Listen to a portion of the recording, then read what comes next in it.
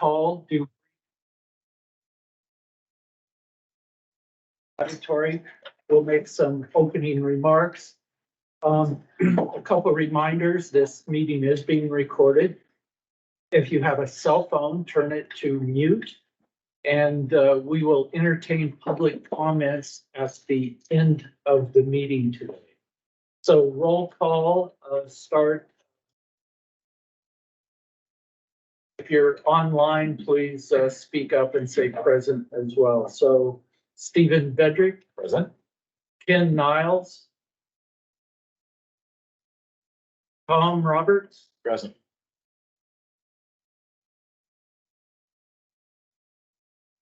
Senator Bill Hansel.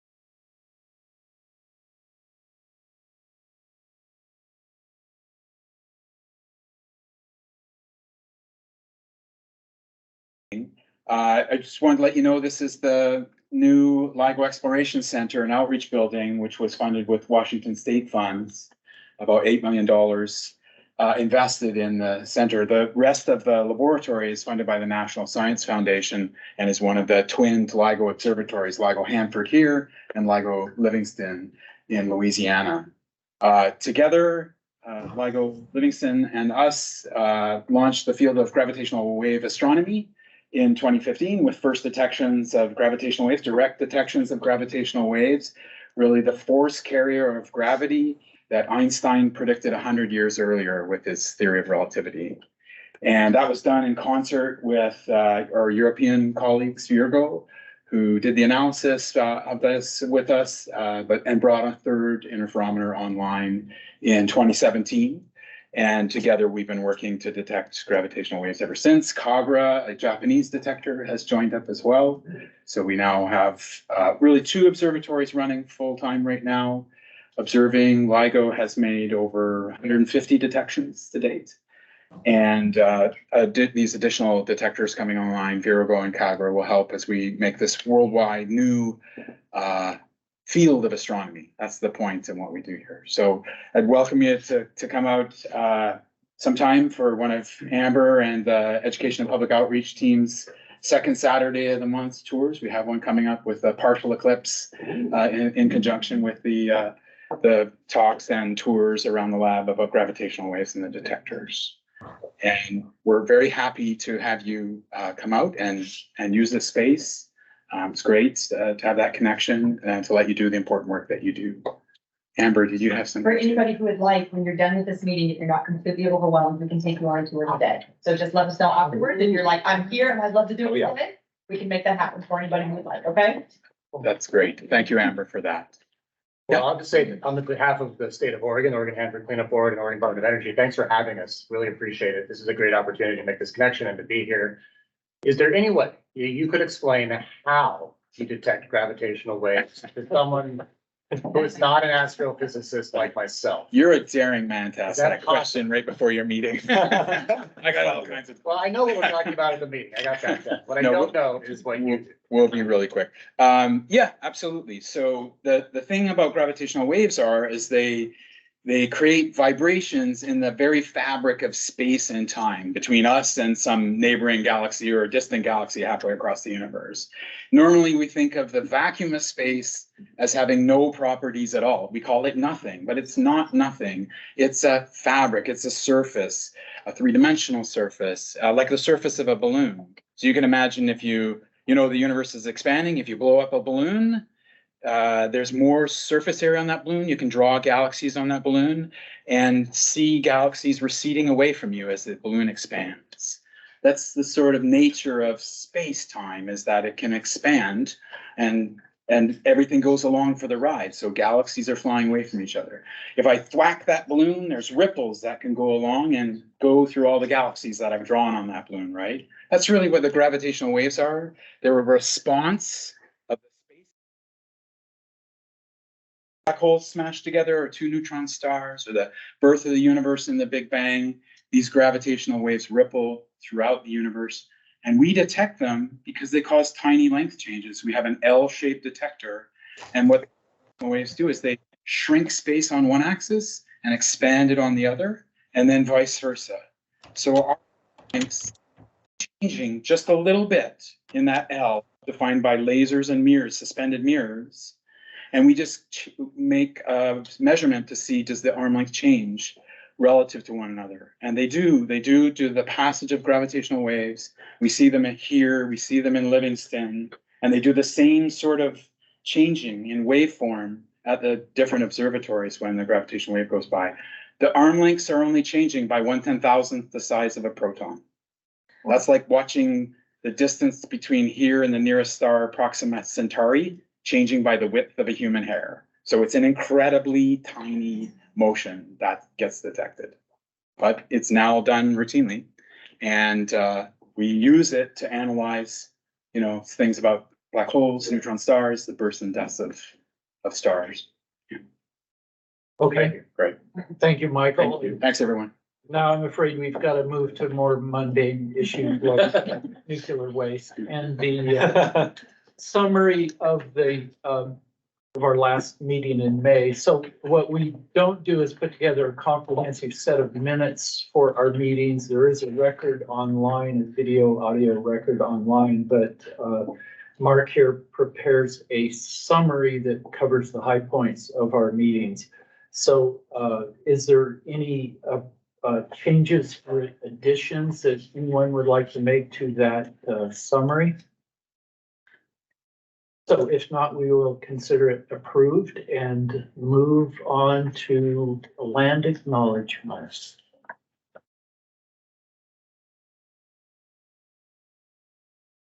We respectfully acknowledge that our advocacy, activism, and learning takes place on lands we inhabit throughout Oregon and Washington, cared for by Indigenous tribes and bands since time began. The Hanford nuclear weapons site encompasses culturally significant lands belonging to the Wanapum, the Confederated Tribes and Bands of the Yakama Nation, the Confederated Tribes of the Umatilla Indian Reservation, the Nez Perce Tribe, and the Spokane Indian Reservation.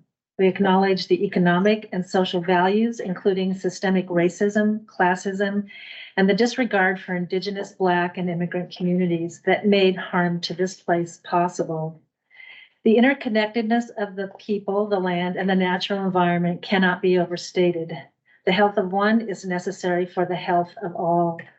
We recognize the pre-existing and continued sovereignty of these tribes and thank them for continuing to share their traditional ecological knowledge and perspective on how we might care for one another and the land. We are honored to be guests here. We commit to working towards cleanup and restoration of the Hanford site that is based on future tribal use and stewardship of these lands and these waters. Thank you, Laura. So moving on to the next item in the agenda, presentation by the Pacific Northwest National Laboratory. Tom Bruins. Thank you.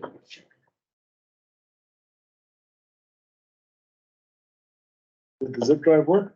It did. I think. Go ahead and go to more. Yes, maybe we should mention like what the overall theme of the meeting is. Okay, Tom, before you begin, the brainchild of this meeting was Max Woods here. So Max, can you? Well, yeah, thank you. I thought it worth noting that we are both in this facility as well as we created a theme for this meeting around technology and technological advancements and how specifically, as we say on our agenda here, how those advancements are helping support the Hanford cleanup. And so I appreciate the conversation today. Most of our presenters are sort of around this theme, and particularly kicking us off with PNNL, Pacific Northwest National Labs, one of our nation's leading laboratories, science, energy, environmental issues, and really appreciate the presentation here. I don't know that we've had PNNL representatives speak to our board in recent time. And so we're glad to have it, and thank you for coming. Yeah, thanks, Tom, for inviting me, and welcome. Jeff, I thought when you started the kickoff of this that you were going to hear some mundane topics. I thought you were referring to what I was going to tell you, but hopefully it won't be mundane, and I hope that those online can hear me okay. Thanks again for inviting me. I wanted to do is I guess give you a little bit of an introduction to PNNL for those who don't know it. But as Tom suggested, I really focused on the work we do in research, development, technology work supporting Hanford and Hanford cleanup and the relationship between the laboratory and Hanford. So I'll get started with that. I have more in the slide deck. I'm assuming you share the materials with the board. I've got more slides in here than I can probably cover in the time allotted, but I wanted to at least have some slides up front that kind of give you a broader picture of PNNL. There we go. So first of all, PNNL was really born out of the Manhattan Project and the Hanford site. We were originally the work that PNNL does, some of the facilities and capabilities that our staff worked in pre-1965 when PNNL was formally established, was part of the the Hanford Works and the Hanford Engineering Development Laboratory that got pulled out of the Hanford site and created the Pacific Northwest Laboratory at the time in 1965. But our roots really were in the research and the science around chemistry and materials, radiation biology, the things that were really critical to kind of both the origins of the Hanford mission and then ultimately the cleanup also. PNL is one of 17 U.S. Department of Energy national laboratories around the country.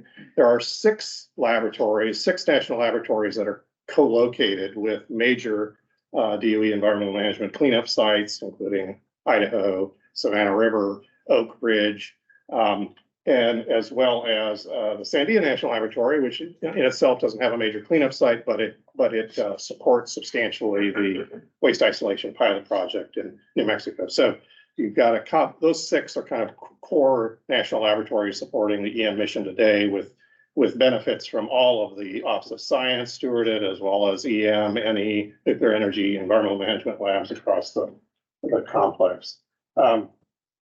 PNL is today is about a $1.5 billion research and development institution. That's this was our annual spending in 22, I believe. 23, which just fiscal year 23 that just ended, it's over 1.5 billion. We are up to a little over 6,000 staff at PNL. I've been at PNL an awful long time, 35 years. 30 of those were spent specifically in Hanford environmental cleanup related R&D and technology. So I have a long history supporting EM.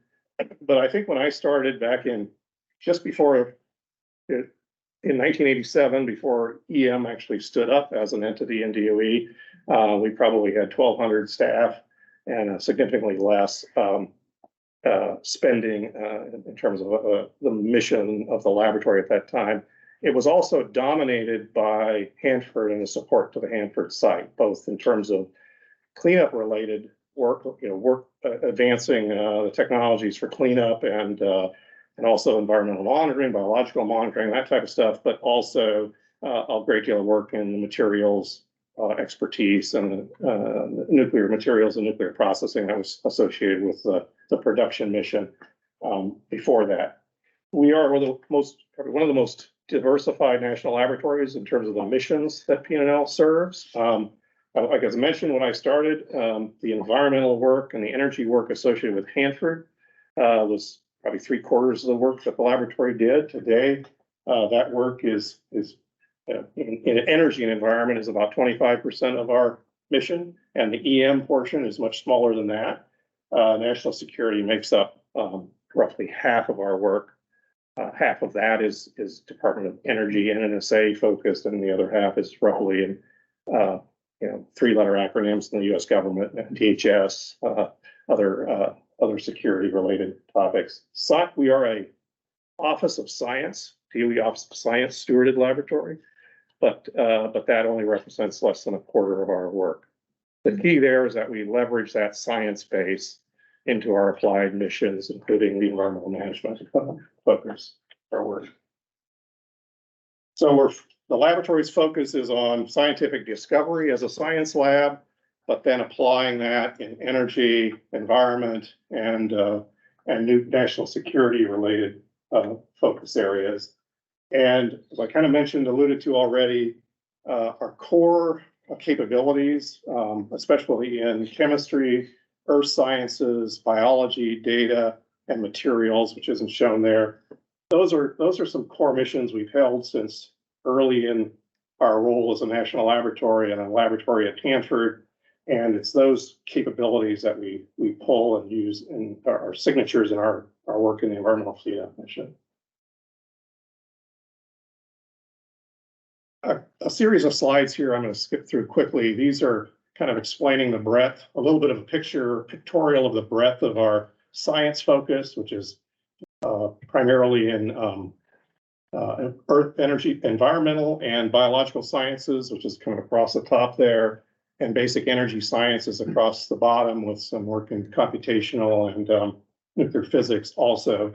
But again, we leverage that fundamental science, especially in the earth system science, biological system science, and chemical and material sciences, those core fundamental science capabilities, we're able to reach back into that capability and apply that in our environmental space and EM cleanup space where it's necessary, where we need to go deep in terms of expertise to try to understand and address a very specific technical challenge. And that's an asset we have at P&L with a strong science base that we have and investments that the Office of Science continues to make in P&L.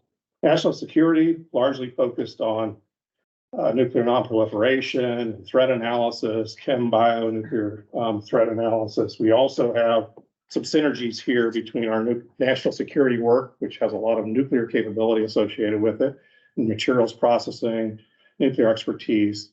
We're able to leverage that in EM also, and we maintain some key capabilities at P&L because of that broad nuclear mission we have. So EM benefits from the investments other DOE offices like NNSA make in capabilities and facilities at P&L.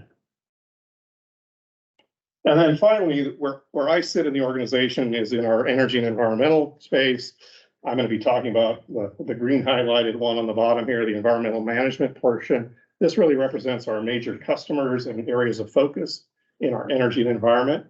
Most of our focus, dollar-wise today, is in energy space, clean energy space, which includes nuclear energy, other renewable energies like wind, water, solar, but also a strong focus in environment, especially for EM, and also we support the Nuclear Regulatory Commission with our environmental expertise that relates to new or renewing licenses for nuclear power plants and siting of new facilities. So we apply that environmental expertise into the NRC also. So P&L, hopefully you may have seen this or been to P&L or driven by it, just north Richland and just adjacent to the 300 area of the Hanford site, which is covered up by the words on top, covering up the 300 area. Most of our facilities in the Tri-Cities are just south of the 300 area, and it includes 3 DOE facilities in the 300 area that P&L operates that have been maintained and not D&D'd because they're critical to the P&L's mission. There's been a large investment over the last 10 years and a plan into the next 10 years for refurbishment and expansion of our scientific capabilities and facilities. And so there's a few new buildings. If you've driven by, you'll see some new buildings under construction, a lot of them energy and science-focused facilities that have been coming up over the last few years. The radiochemical processing laboratory, the 325 building in the 300 area, is one of our core radio chemical and radiological facilities that's absolutely critical to our mission in EM and NNSA and even nuclear energy. And that's a Cat 2 nuclear facility that we operate, and it's core to supporting the waste treatment plant and the development there. Yeah. Tom, what does it mean to be a Category 2 facility? What is that? So the nuclear facilities are categorized by their kind of level of inventory of radionuclides, radiological inventory that they can be maintained, with a nuclear reactor being the highest level, and a Cat 2 facility is just one step down below a nuclear reactor. Now, I think the law facility is a Cat 3 nuclear facility. But HLW will be a Cat 2 as well.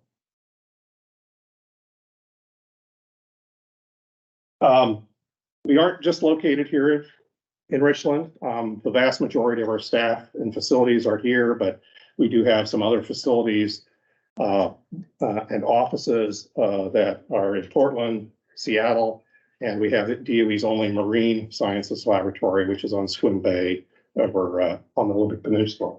And much of that capability is in Swim Bay is environmental focus, but more in energy space, like the impacts of energy on marine environment and wetlands, that type of thing, including offshore wind, offshore marine hydrokinetic energy, those types of things.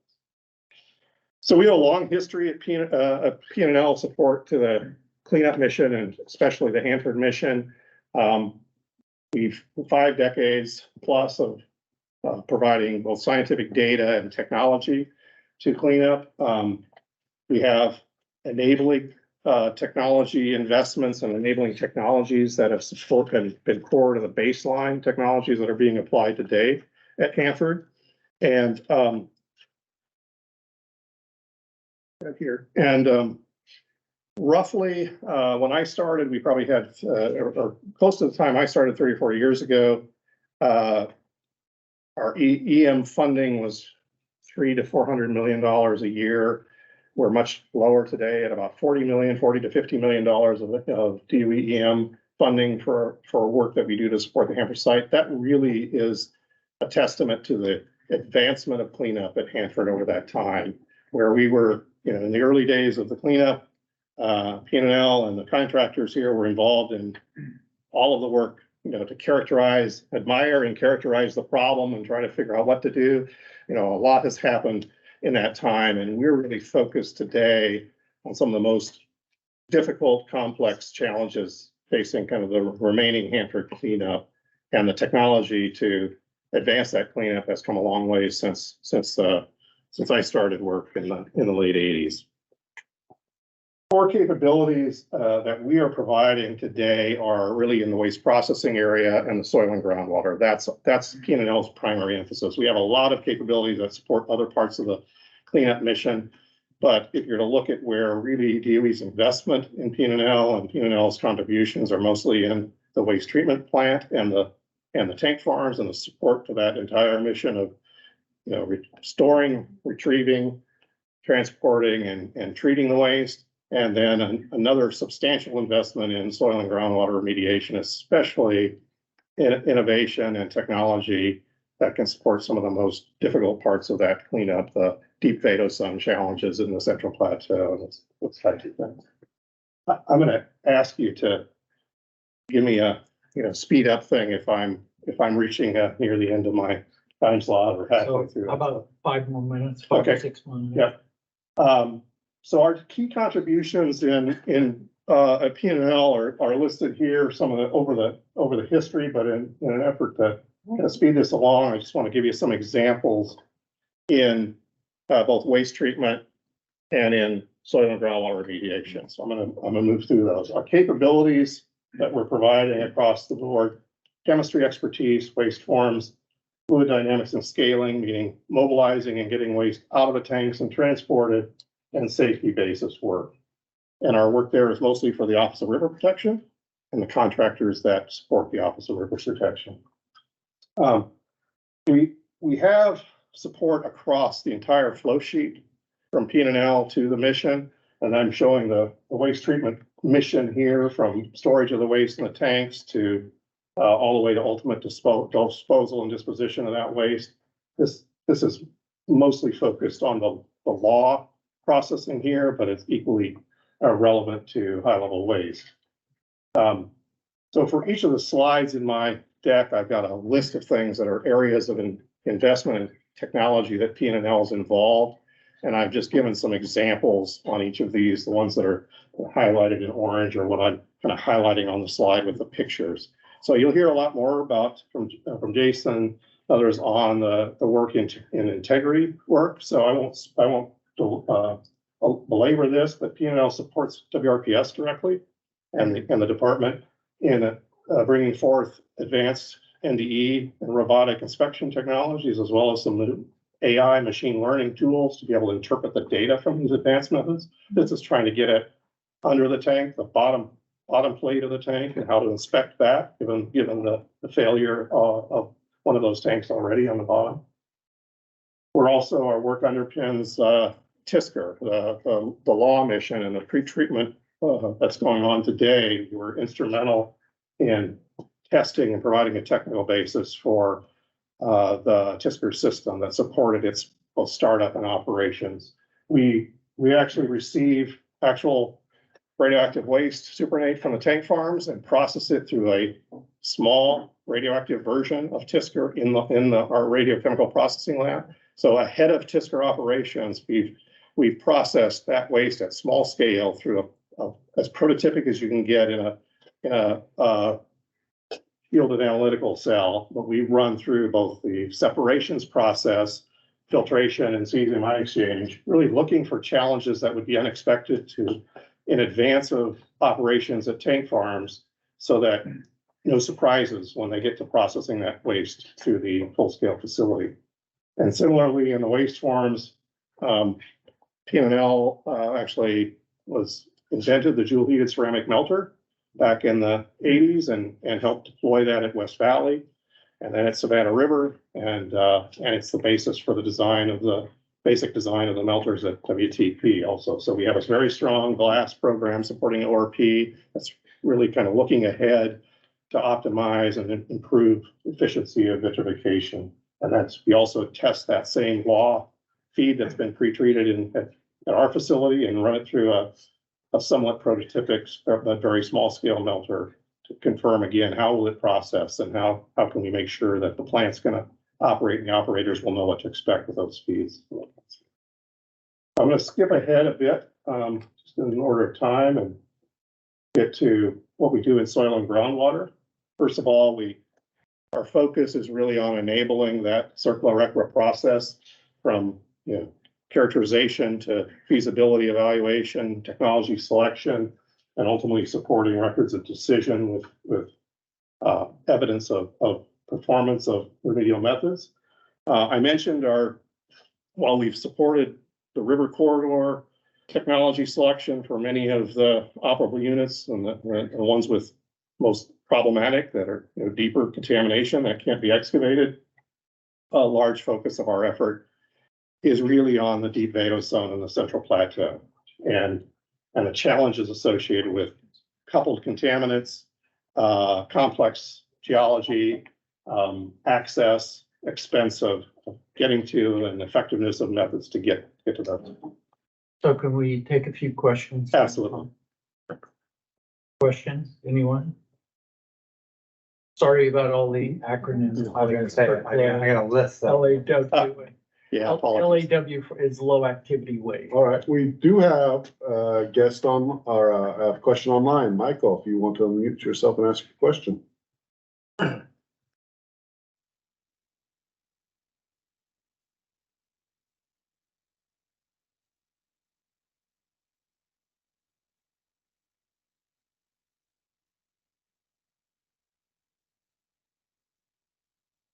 Challenges of hybrid meeting. Oh, So, Michael, if you go ahead. hmm.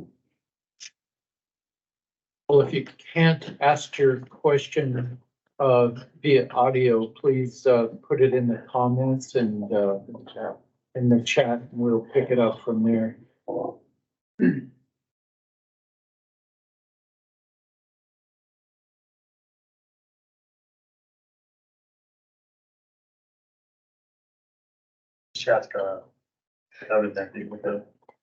So, Tom, just a quick question from your perspective, looking at the next 25 or 50 years at Hanford, what are the major technological challenges?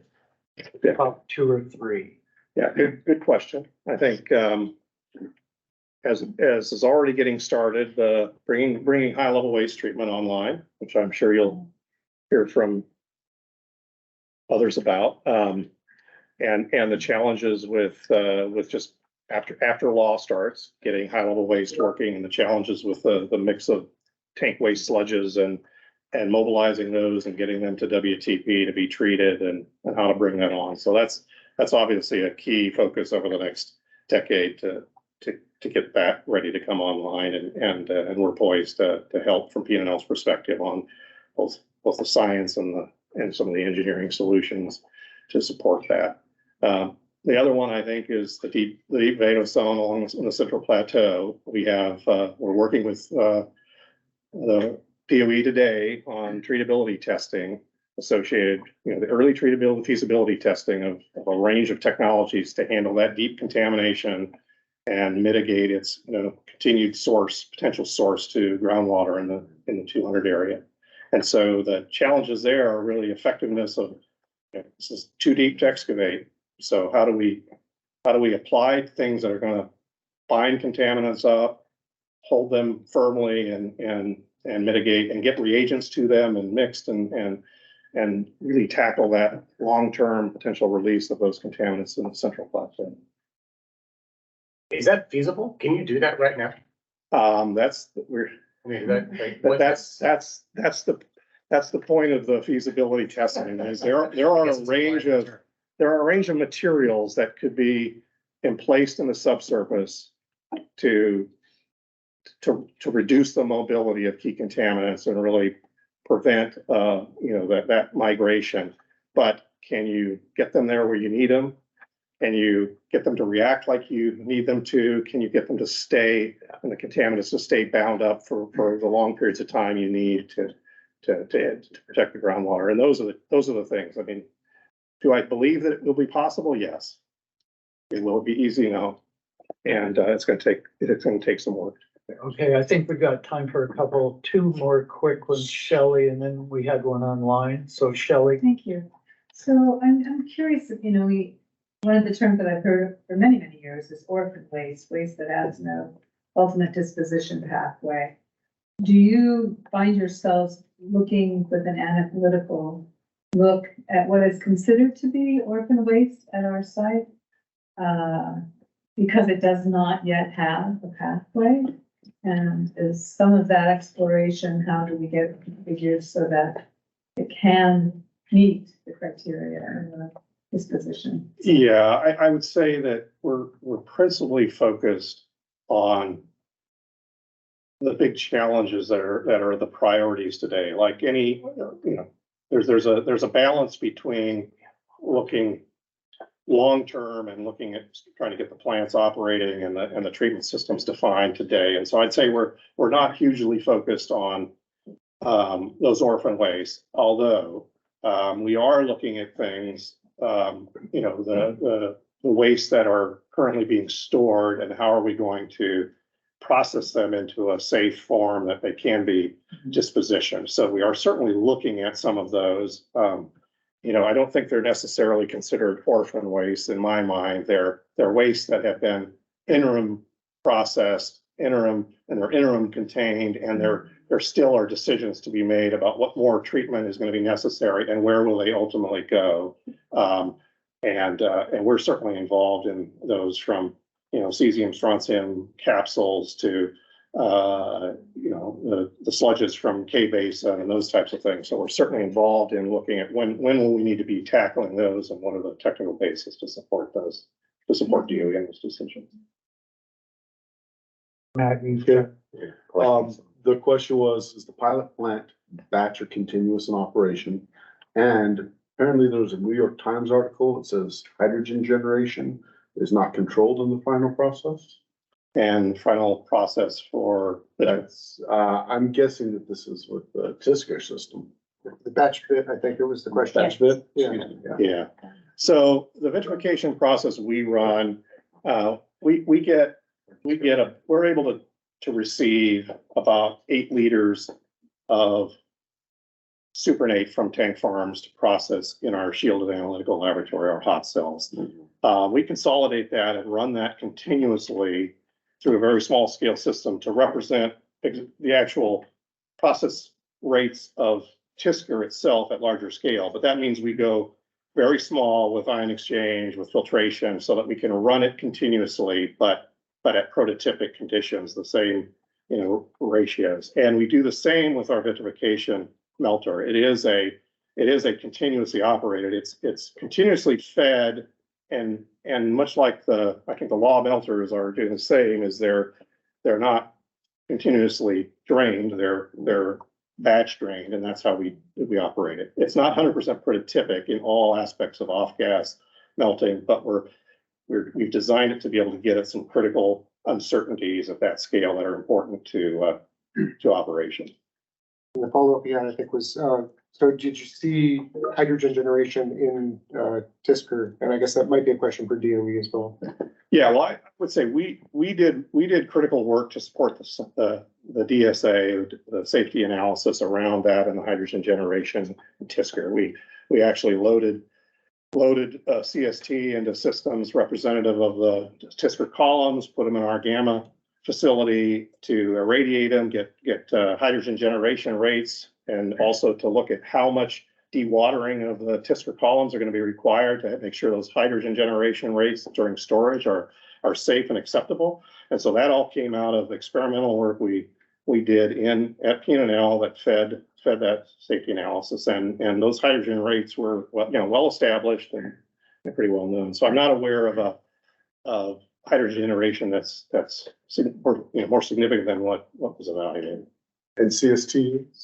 Oh, sorry. CST is the crystalline silica titanate. It's the name of the resin that's being used in the Tisker ion exchange system. So it's removing cesium and a significant amount of strontium from the tank waste as it's processed to be prepared for the WA facility.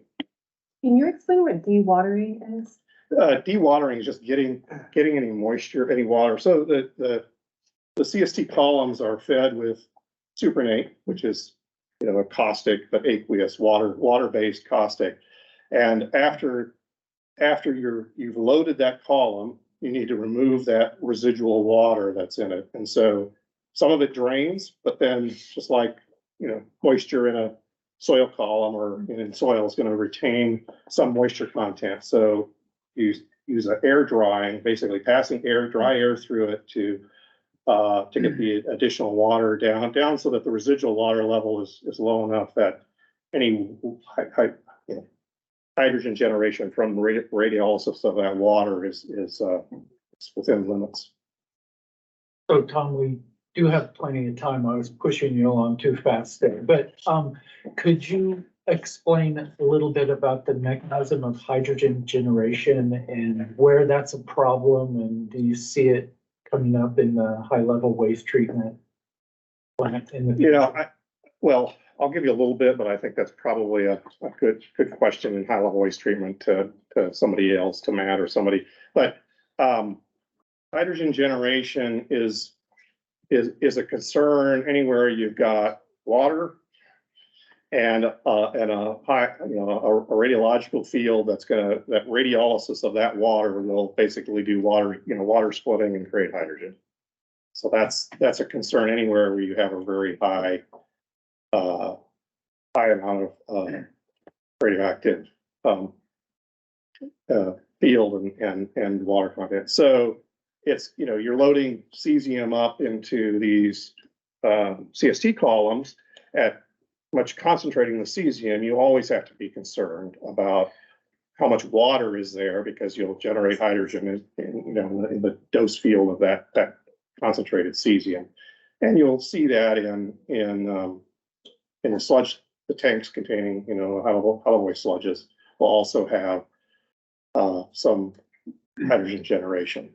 Again, as the cesium is removed from the supernatant, you're substantially decreasing the amount of hydrogen generation from those tank waste directly. And just clarifying, the hydrogen is a problem because if it builds up and pressurizes, it explodes, and that's bad. That's right. Okay. Awesome. Concentration of hydrogen reaching above a lower explosion limit. Yes. Just wanted to make sure I was picturing it all correctly. That's the primary issue. And just to supplement that, that's why, and it's in tank farms, it would also be in HLW, that's why you have ventilation systems, and they're designed such as you don't create an environment where that would occur.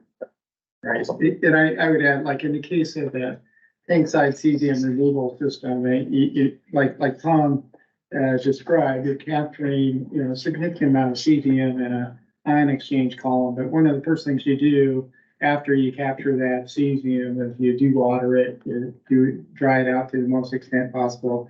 We have very conservative analysis that goes into the hydrogen generation rates that go along with that. And so far, what we've seen is well below any thresholds that we had even considered really evaluating. So these are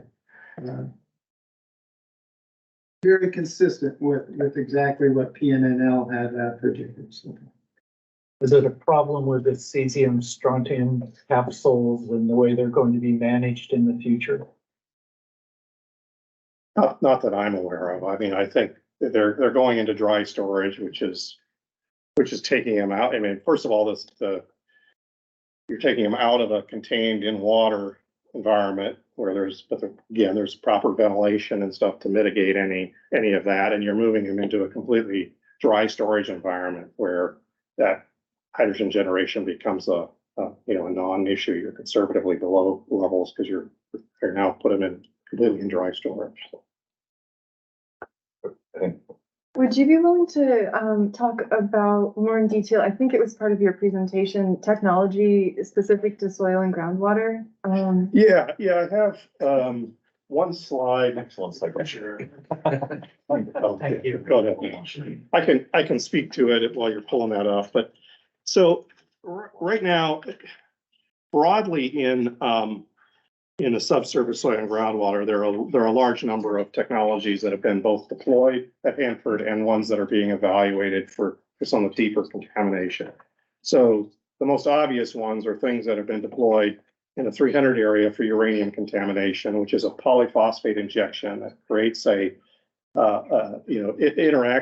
reacts with uranium to form an autunite mineral that is very stable and keeps the uranium bound up. That was really to try to focus on, it was a demonstration that was done that we supported, but was done by the Hanford site contractor, trying to bind up that uranium because where it sat in the 300 area, as the river levels came up, it was kind of like a bathtub ring being, washed. And so uranium, continuing to be leached out of the soil where it was pretty stable, but into the water. So that putting something like that, or in the long 100 AN reactor, or strontium is migrating, and apatite, which is another similar mineral, calcium phosphate material, and forming an apatite barrier for strontium is a similar approach. You're binding it up in an immobile form to prevent it from migrating out of the soil into the groundwater. So those are two that are deployed already at Hanford. There was also what we call a redox barrier that was tested for chromium in the 100 areas also that had positive results, but the work to maintain it was expensive to maintain and other reasons. So on this slide, Might not be the best thing for you. I'll just move. Sorry, Michael, I'm moving you across the screen there. You should only be able to see the screen. There are a number of processes that are part of a feasibility study that's underway today. We're in year 2 of a 4-year effort to look at some candidate methods that could be used in the deep vadose zone. So here you're not going into a saturated zone like the uranium example was kind of at that interface, and the strontium example is actually, in the water table. These are meant to try to inject materials or apply materials, chemicals, other agents, gases into the soil deeper, halfway to groundwater or wherever those contaminants are, to try to contain those, immobilize those, and prevent their migration downward into the water. So all of those, and the slides are available, are examples of ones that are being evaluated today, and there's more coming online to be evaluated also. What kind of depths are we talking about? So 250 to 300 feet to groundwater, and we're talking about that whole range in there, but with some layers down 75 to 125 feet below ground. Tom probably can tell you the depths better than I can. But there's some lenses, meaning some lower permeability zones that act as a retardation of those, or the pool, contaminants that have been discharged, pool or get retained in some areas on it's called a caliche layer. And so you're trying to focus on those concentrated zones that could be up halfway to the groundwater, but that's roughly. So Can I ask a stupid question? well, there's no stupid questions, but a term you'll hear a lot is vadose zone, Right. so, Yeah. yeah, maybe. The soil that overlies Yeah, I below looked the at that. groundwater. But, so 250 to 300 really isn't, I mean, you think about some of the mining operations in the world, Absolutely. it's not deep at all. Why are we not considering just removing it? Yeah, it's very expensive to remove. Even, I mean, we're talking about large areas across the Central Plateau, not just, a vein of contamination in a small area. It's hard to measure it, and find it, and expensive to pinpoint it. You have to drill a well. And so we're also looking at methods that can interrogate that subsurface, remotely, geophysically, and other methods to couple with discrete sampling to try to get a better handle on where the hot spots really are and focus. But I haven't seen, I mean, there were, I can jump in a little bit. So you're looking at a lot of sands and gravels, and in order to get to an excavation that deep, even if you're only trying to get this coffee cup, you have to step out so far that you're gonna be undercutting Cat 2 facilities to get to that coffee cup, 150 feet down. So realistically, on the river corridor, they've been able to dig 110 or so, but there was enough room to bench and step out. Once you get on the Central Plateau, if you tried to go deeper than sort of 40 to 80 feet is where the deep vadose zone starts, and depending on who you ask.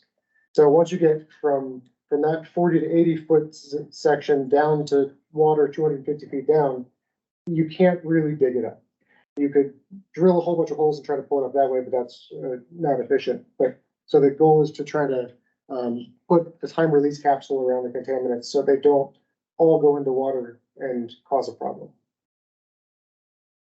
I guess, again, if we don't know exactly where they are to the point where we could dig them up, how do we know where they are in order so that we? well, that's why there's, Technology into place. yeah, you know where there's hot spots based on characterization, and you're trying to apply some advanced methods to better understand where they are also. And then, but ultimately, it's trying to tackle those areas where the most concentrated materials are, because those are the ones that are going to be the greatest risk to groundwater. Characterization meaning survey work that's been done, or a priori knowledge of where stuff got put in the first place?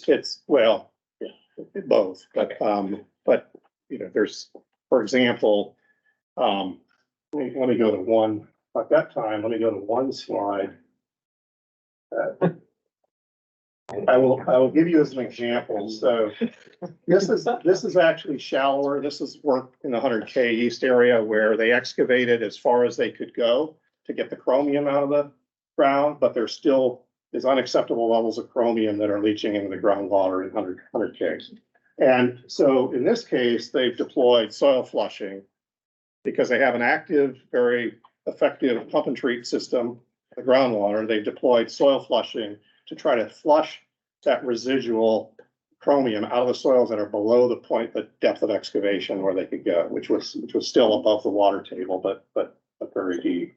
And so one of the techniques we've been deploying across the site for a number of years is helping the contractor and DOE advance electrical resistivity tomography, which is not a new technology, but we've developed some computational tools that help us really interrogate that data much more effectively today than we could a decade ago. And so we're using that in the case of that chromium plume where they're doing the soil flushing, is to look at so this just gives you a conductivity in the soil. So it's affected by the water that's being added at the surface. And what this is, a three-dimensional map that was generated real time, processed and available literally real time to the operators to help them see where that water is going. And that blue and white represents the water and the conductivity. The higher the conductivity, the more water has gone there. And so we're using these kind of techniques to really interrogate both how effective remediation is, and also an approach to look at where contaminant may have gone, because where it went has also impacted the connectivity. And this one is actually a 4D, meaning 3 dimension plus time. And in the case of some of the sites at Hanford, like the B complex, which is, tank farms and trenches and stuff where a lot of material discharged to the soil, we've been able to image that area with ERT, and you have a clear view of what soils. You don't know what the contaminants are at a specific location, but you do know what soils were impacted by infiltration. And so that pinpoints where the likely spots of contamination, and they allow you to kind of focus your time and energy in those areas. What this showed us is that essentially the water was preferentially migrating to the areas where the backfill was placed after the excavation. So it went along the natural, more porous, permeable backfill, not as compacted. So the water migrated down to the bottom of the excavation and then continued down into the water table there. But we at least could see where the water was going. And if the water is doing that preferentially, any contaminant that is picking up along the way is also going to preferentially end up in that. Exactly. And then the pump and treat system is capturing that and treating it. So Matt, someone has a question online. Mary Lou online has a question, where this also may be appropriate for folks from DOE. That in the TSCR system, as the tanks are emptied and as the intermediate vessels are filled with TSCR treated waste, are the hydrogen levels monitored regularly? I'll take that one. Yes, hydrogen monitoring is kind of it's a fundamental piece of our program. As far as TSCR is concerned though, there's not multiple tanks involved. Essentially what is happening is tank waste, super tank goes to tank AP 107, which then is essentially our staging tank for the TSCR, and then it gets run through the ion exchange column and then gets placed in AP 106, which is the tank that we use to feed Matt's waste treatment plant. And so you're really, as far as TSCR tanks, you're really looking at one, maybe 2 tanks total, but the hydrogen program is everywhere. It's in all our tanks, it's in our cleanup, it's in our ion exchange column. So we're constantly looking at the impacts of hydrogen.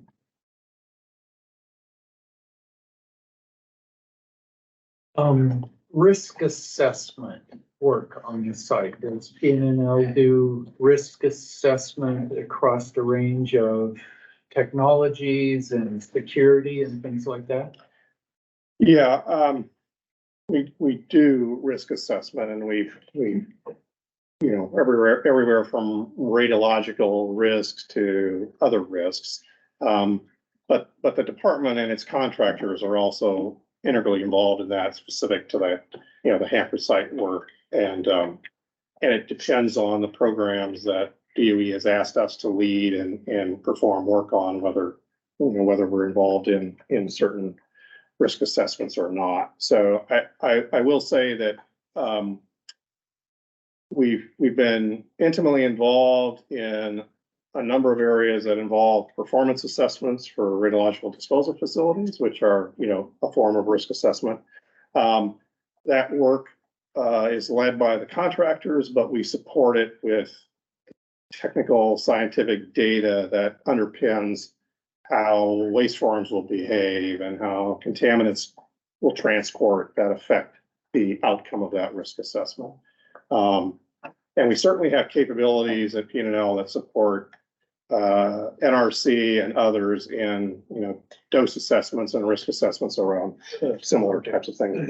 So last question, if you're a resident of the state of Oregon, is there anything that we should be particularly concerned with about Hanford, other than maybe how much we're spending and how long it's taking?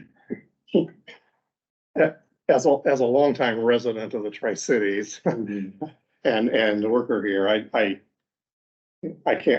would say I have a list of things that I'm concerned about. The challenges that I work on are the ones that I think are are the ones that are most important, the ones that DOE is focused on, and those are the ones that are focused on the greatest risk reduction, so. Okay, thank you, Tom. You know, I want to say something too, from a Please. project management standpoint. I don't think it gets said enough. I recently was in a tour, and it speaks to the question that Mia had about what other technologies. I recently went on a tour, and it's not as upfront as some of these other technologies, but some of the work that P&L is doing for resins for pulling contaminants out of groundwater is really interesting and exciting.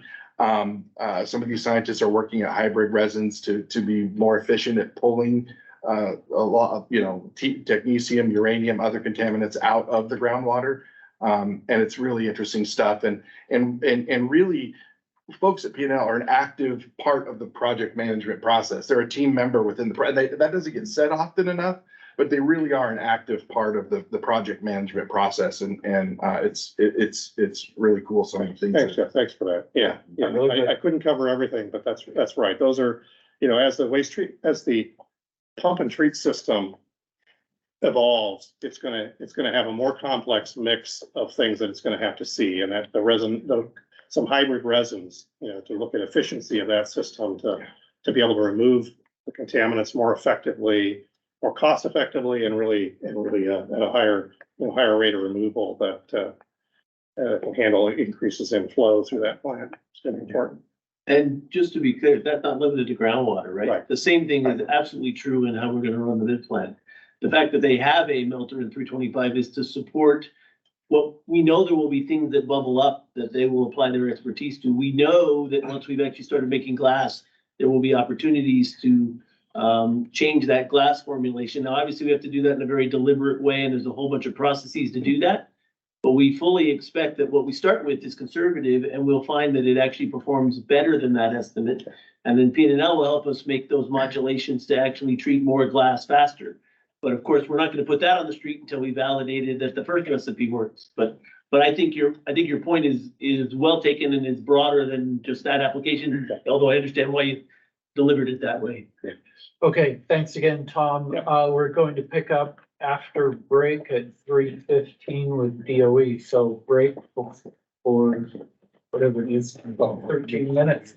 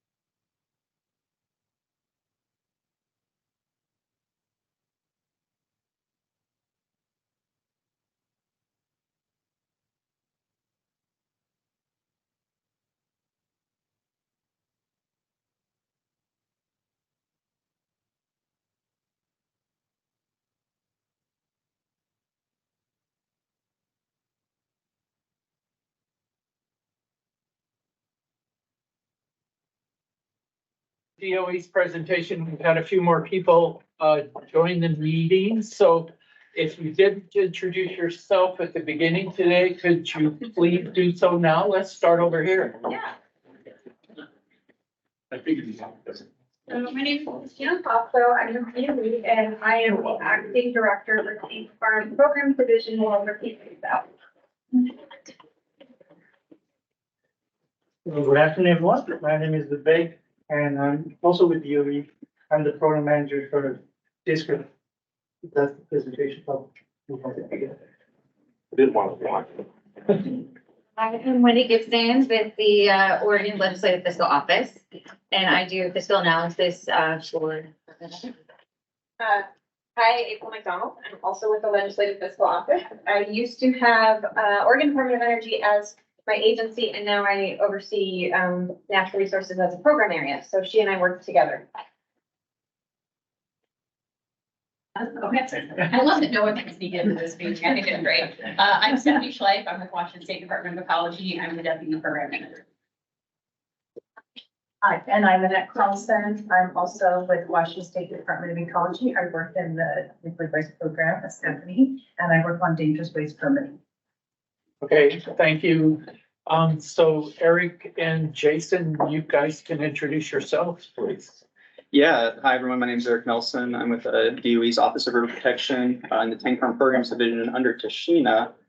My job is I'm the program manager for the Tank Integrity Program here at the Hanford site. My counterpart Jason Gunter is with us here as well. My name is Jason Gunter. I'm the manager of Tank and Pipeline Integrity for WRPS, contractor to DOE, tank farms. Yeah, and so going into what we're going to be talking about today, providing really, I think, an overview of the DFLOP program. I know Bebeck back there is going to pitch in later here as well as Matt Irwin. But we wanted to start with where the waste is today, right? Which is that double shell tank program, how we're managing that fleet of tanks and the single shell tanks as well, through TSCR and then on to WTP. So maybe it will work. You gotta click on your. We're doing quicker now. All right. Then use your arrows, man. Yeah. There we go. All right. So just providing an overview of that DFLOP program, starting from the tanks, how we manage them to TSCR to WTP. Just informational, happy to entertain questions as well. If something comes up, please feel free to ask. And without that, we will get into it. So quick overview of the Hanford tank farms consists of 149 single shell tanks and 28 double shell tanks. The single shell tanks came first. Those were constructed coming out of World War II in the Manhattan Project, starting in 1944 all the way into 1965. Double shell tanks came later, from about the mid to late 60s up into the 80s. Capacities tend to vary for the tanks. So the single shell tanks will range in capacity from 55,000 gallons all the way up to 1 million gallons, whereas the double shell tanks are usually nominally about 1 million gallon capacity. Going over the configuration of the tanks themselves, we call them single shell tanks because really what all it is, it's a carbon steel liner and a concrete encasement. So you have that single shell. Double shell tanks, so you have a primary tank, so that's that carbon steel liner, and then that itself is encapsulated in a larger secondary tank, which is another carbon steel liner, and then the concrete piece on the outside. So you can think of it as like a tank in a tank, or like if you're stacking bowls together, single shell tank would be one bowl, double shell tank would be 2 bowls. SSTs were removed from service in the 1980s and subsequently pumped to remove all pumpable liquids. That was our interim stabilization program to remove as much pumpable liquids as we could from the single shell tank system to the double shell tank system. As mentioned earlier, the double shell tanks built sometime in the late 60s up into the 80s. And really those are our operational units where we're actively taking waste out of the single shell tanks and putting into the double shell tanks through the retrieval program. You can kind of see a graphic up here going over the configuration of the site itself. You've got your farms over in west area to the top, and then east area farms here to the right, and then WTP down below. So if you follow the arrow here, that kind of is a good map of what, generally, right, the flow is moving from single shell tank farms to dark green evergreen color to the lighter lime green, and then eventually WTP. So sort of key takeaway, these tanks have been here a while, right? So the question is, how are we managing to support the overall mission, TSCR, WTP? And that really comes down to our single shell and our double shell and tank integrity programs. Here, talking about the single shell tank integrity program, it's really to maintain the integrity of these tanks to help facilitate retrieval of that waste into the double shell tanks. There's a lot of ways we can go about doing that. It's primarily, we do a lot of in-tank visual inspections where we'll stick a camera down into these tanks, look around, get a feel for what conditions are like out there, because these tanks are, I think 7 feet underneath the surface, at least the top of them are, and then they extend a fair 30 plus feet down from there. So it's really great when we get the opportunity to stick a camera in there, look around, see what's going on, understand what's going on with the waste chemistry and the configuration of the tank. Waste monitoring is another huge aspect. So we do that to track and trend routinely what the waste is doing in the tank, how it's behaving. This waste has all sorts of different characteristics. Sometimes it's more of a liquid waste, other times it's more of a thick peanut buttery sludge type. And it all interacts and commingles with one another, and you get some, waste will move throughout the tank over time. So our waste monitoring program does provide some really valuable data for that. Structural analysis, you can see here, this is a laser scan we took from our tank. So we've got a really robust structural analysis program. I consulted a lot with structural SMEs and experts all across industry to get some really great input and understand exactly structurally how the concrete is behaving within the tank. Laser scanning has played an important role to that. We can actually form point cloud images of the tanks and then use that data to inform our structural analysis. Integrity assessments, another huge component. We perform routine integrity assessments, bring in independent reviewers into our program to help qualify the tanks for continued service. They provide sort of a really great check on the system itself, making sure that we're maintaining it as best we can. Jason, anything to add here that I missed? Yeah, I just said a lot of focus has been on improving these programs over the course of many decades. They've initiated these type of inspections about 3 decades ago with a lot of the SSTs and the DSTs, and we've progressed further throughout that time period, improving on camera technology, inspection types we're able to perform. Things like laser scanning are a new thing we've added recently within the SST fleet to do multiple things. One is characterize the solids in the tank after retrieval and during operation to understand how it's behaving and moving around, understand any structural considerations like Eric mentioned, and just looking to improve those programs over time as we have new technology available to us. Moving on to the double shell tank program. So if you remember what I said earlier, we got tank within the tank, and there's about a 2-foot gap in between both that first tank and the secondary tank. And that gives us a lot more operational flexibility with how we investigate these tanks, having that 2-foot gap. We sometimes refer to it as an annulus. We like coming up for names here at the Hanford site, so that's one of them. That's really valuable, especially for robotics development, focusing on how we're improving the technology that we use out here at site. A lot of it is robotically accessed. This isn't something you can just put someone in or have them, go down into that angular space, do the radiation hazards. So this is a prime opportunity for robotics development. Multiple ways we go with that. I'll get into a little more detail about the robotics piece later. But really the key pillars of this integrity program come down to those annulus visual inspections. We'll do visual inspections with the annulus and the primary tanks as well. Help get us a complete picture of what's going on. Ultrasonic testing, this is a technique that we've got where we can stick robots down into the tank, take a direct ultrasonic scan of the side of the tank and get thickness measurements for the primary tank as well as the secondary tank. Waste monitoring, similar to a single shell tank, we've got multiple waste monitoring devices in there to monitor and track the waste as it sits in the tank. Waste chemistry control is another big component. We do a lot of waste sampling out here at the Hanford site utilizing the 222S laboratory. That gives us an opportunity to study the corrosion chemistry of the tanks that we're dealing with here, whether that's the liquid fraction or the solids fraction that we're dealing with. That helps inform our inspection frequency. That helps inform future operations as well, waste treatment items like that. So really great work going on in the waste chemistry program. Structural analysis, just as big of a component for the double shell tanks as the single shell tanks. And then integrity assessment, that independent professional engineer check and review of the program that's performed. I think you do it every 10 years right now. So a couple images here. I'll walk through what we're looking at here. You can see here, these are some of the visual inspection images that we've taken from the tank. This is SY102, LY103, and AP101. Those are just the names of some of the tanks. And what we're looking at here is actually something that is relatively new images that we've been able to obtain starting since 2018.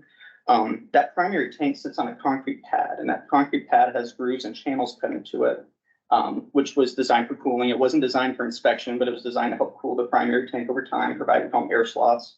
And it wasn't until about 2018 that we were able to develop the technology to actually stick a snake-like camera through those air slots and obtain images directly of the bottom of that primary tank. So what we're looking at here, you can see sort of these steel plates as we look through here. This is the concrete around the side, but these steel plates are actually images that up until 2018 we weren't able to obtain. So really great development of that program, taking a system that wasn't designed for these types of inspections and identifying technologies that we can actually go deploy in the field routinely now to go perform these inspections. Wastewater sampler, you heard me mention sampling as well. That's what it looks like. Big hulking unit, can provide a whole vertical profile of the waste solids layer. We can couple that then as well with the liquid sampling to get a really great representative sample from those tanks and understand as you move down the waste layer, how is the chemistry within that tank changing? That really feeds into the portfolio, which is Yeah. waste chemical control. It feeds back in, having the data of the actual in situ waste, feed back into any kind of improvements or changes you need to make to the waste chemistry to make it protective of the tank. And then finally, the image on the far right, it's a little bit small, but that's it's an image at least modeling showing how we go about deploying our ultrasonic testing equipment into the tanks. So we're going to kick it over and talk a little bit more about the robotics slide, but before we do, any questions up to this point? I had a question. On your previous slide, the laser scan, how did you do that? How did that happen? Yeah, I can walk you through that for you a little bit if you want. So we have riser access points that go from grade where the gravel is, where our operators are in the tank farms, and we can deploy equipment down into the primary tank space. So we often do it with cameras routinely. Recently, we've acquired technology to do 360 laser scanning, which is a whole host of technologies that you can purchase off the shelf from vendors. There's companies like Faro, Leica, Trimble are all brands that are used often in the surveying industries, or if you want to map a stadium, for example, these type of technologies are used pretty often. It gives you a laser scan measuring that space you're putting the device in. And so we basically deploy that technology in an inverted fashion down a riser into the primary tank space of the single shell tanks, and then turn it on, operate. It takes on the order of 30 seconds to get a good laser scan, like you see in that picture right there. And that's a measured 3D image, basically. We can click around and measure distances of things and see how big they are. So say you had degradation of some kind and you wanted to characterize it, quantify what it is, you can use that technology to do that. What's the color differential in that picture? That's intensity of light is what that is. So it often relates to the surface emissivity. So if the surface is darker or lighter, you get a brighter or darker reflection off of it, and that's what the sensor's reading back. It's not an indication of distance or inner depth or anything like that. But it might indicate like the condition of the surface. If there's some material difference, then it'd be more or less reflective. Yeah, if there's a buildup material, for example, you see the surface here, you see the topography because of that. That's kind of the basis that we use. Actually, I wanted to ask about that. So presumably that can't penetrate through whatever the tank is full of, right? So you'll get an image of this top surface of whatever's in there, liquid, solid, whatever, up to the. So it's a laser is what it's using.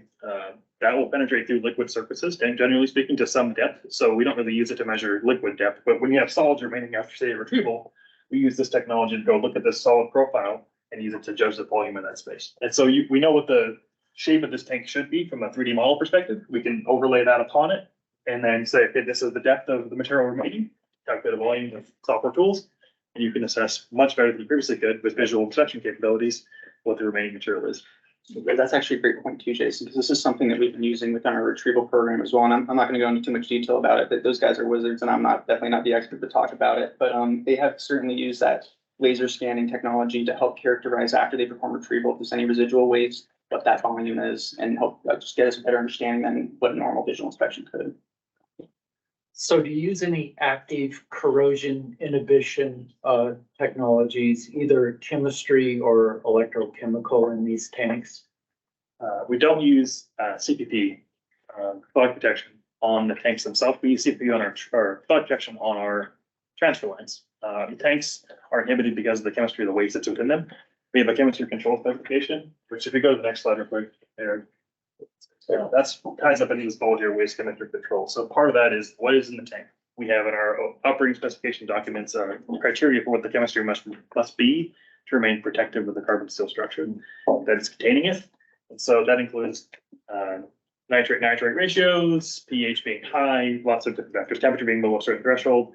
All those things are factors we consider. And if they're not, then we make changes, things like caustic additions to the tank or ways we can control that. Does that answer your question? Yes, I mean, that's, I think, very reassuring because a baseline assumption might be that these tanks are corroding away and they're all going to leak at some point. I mean, touch on that point real quick before we move on. Ultrasonic testing, that's the basis for that program. So in a DST, double shell tank, we have this annular space. We deploy robotic crawlers on a routine basis. Every single DST, of which there are 28, we've done UT on 3 times each for the last 3 decades. And so in each of those evolutions, we go to the same areas in the tank walls. We inspect walls and welds. We inspect the upper knuckle and the lower knuckle, so top and bottom of the annulus space. We inspect vertical welds and horizontal welds, areas of high stress in the tank. And the reason we're doing that is to see if there's any evidence of degradation of the steel. Is it corroding away? Is it cracking? Stress corrosion cracking is a concern, of course, for some environments, right?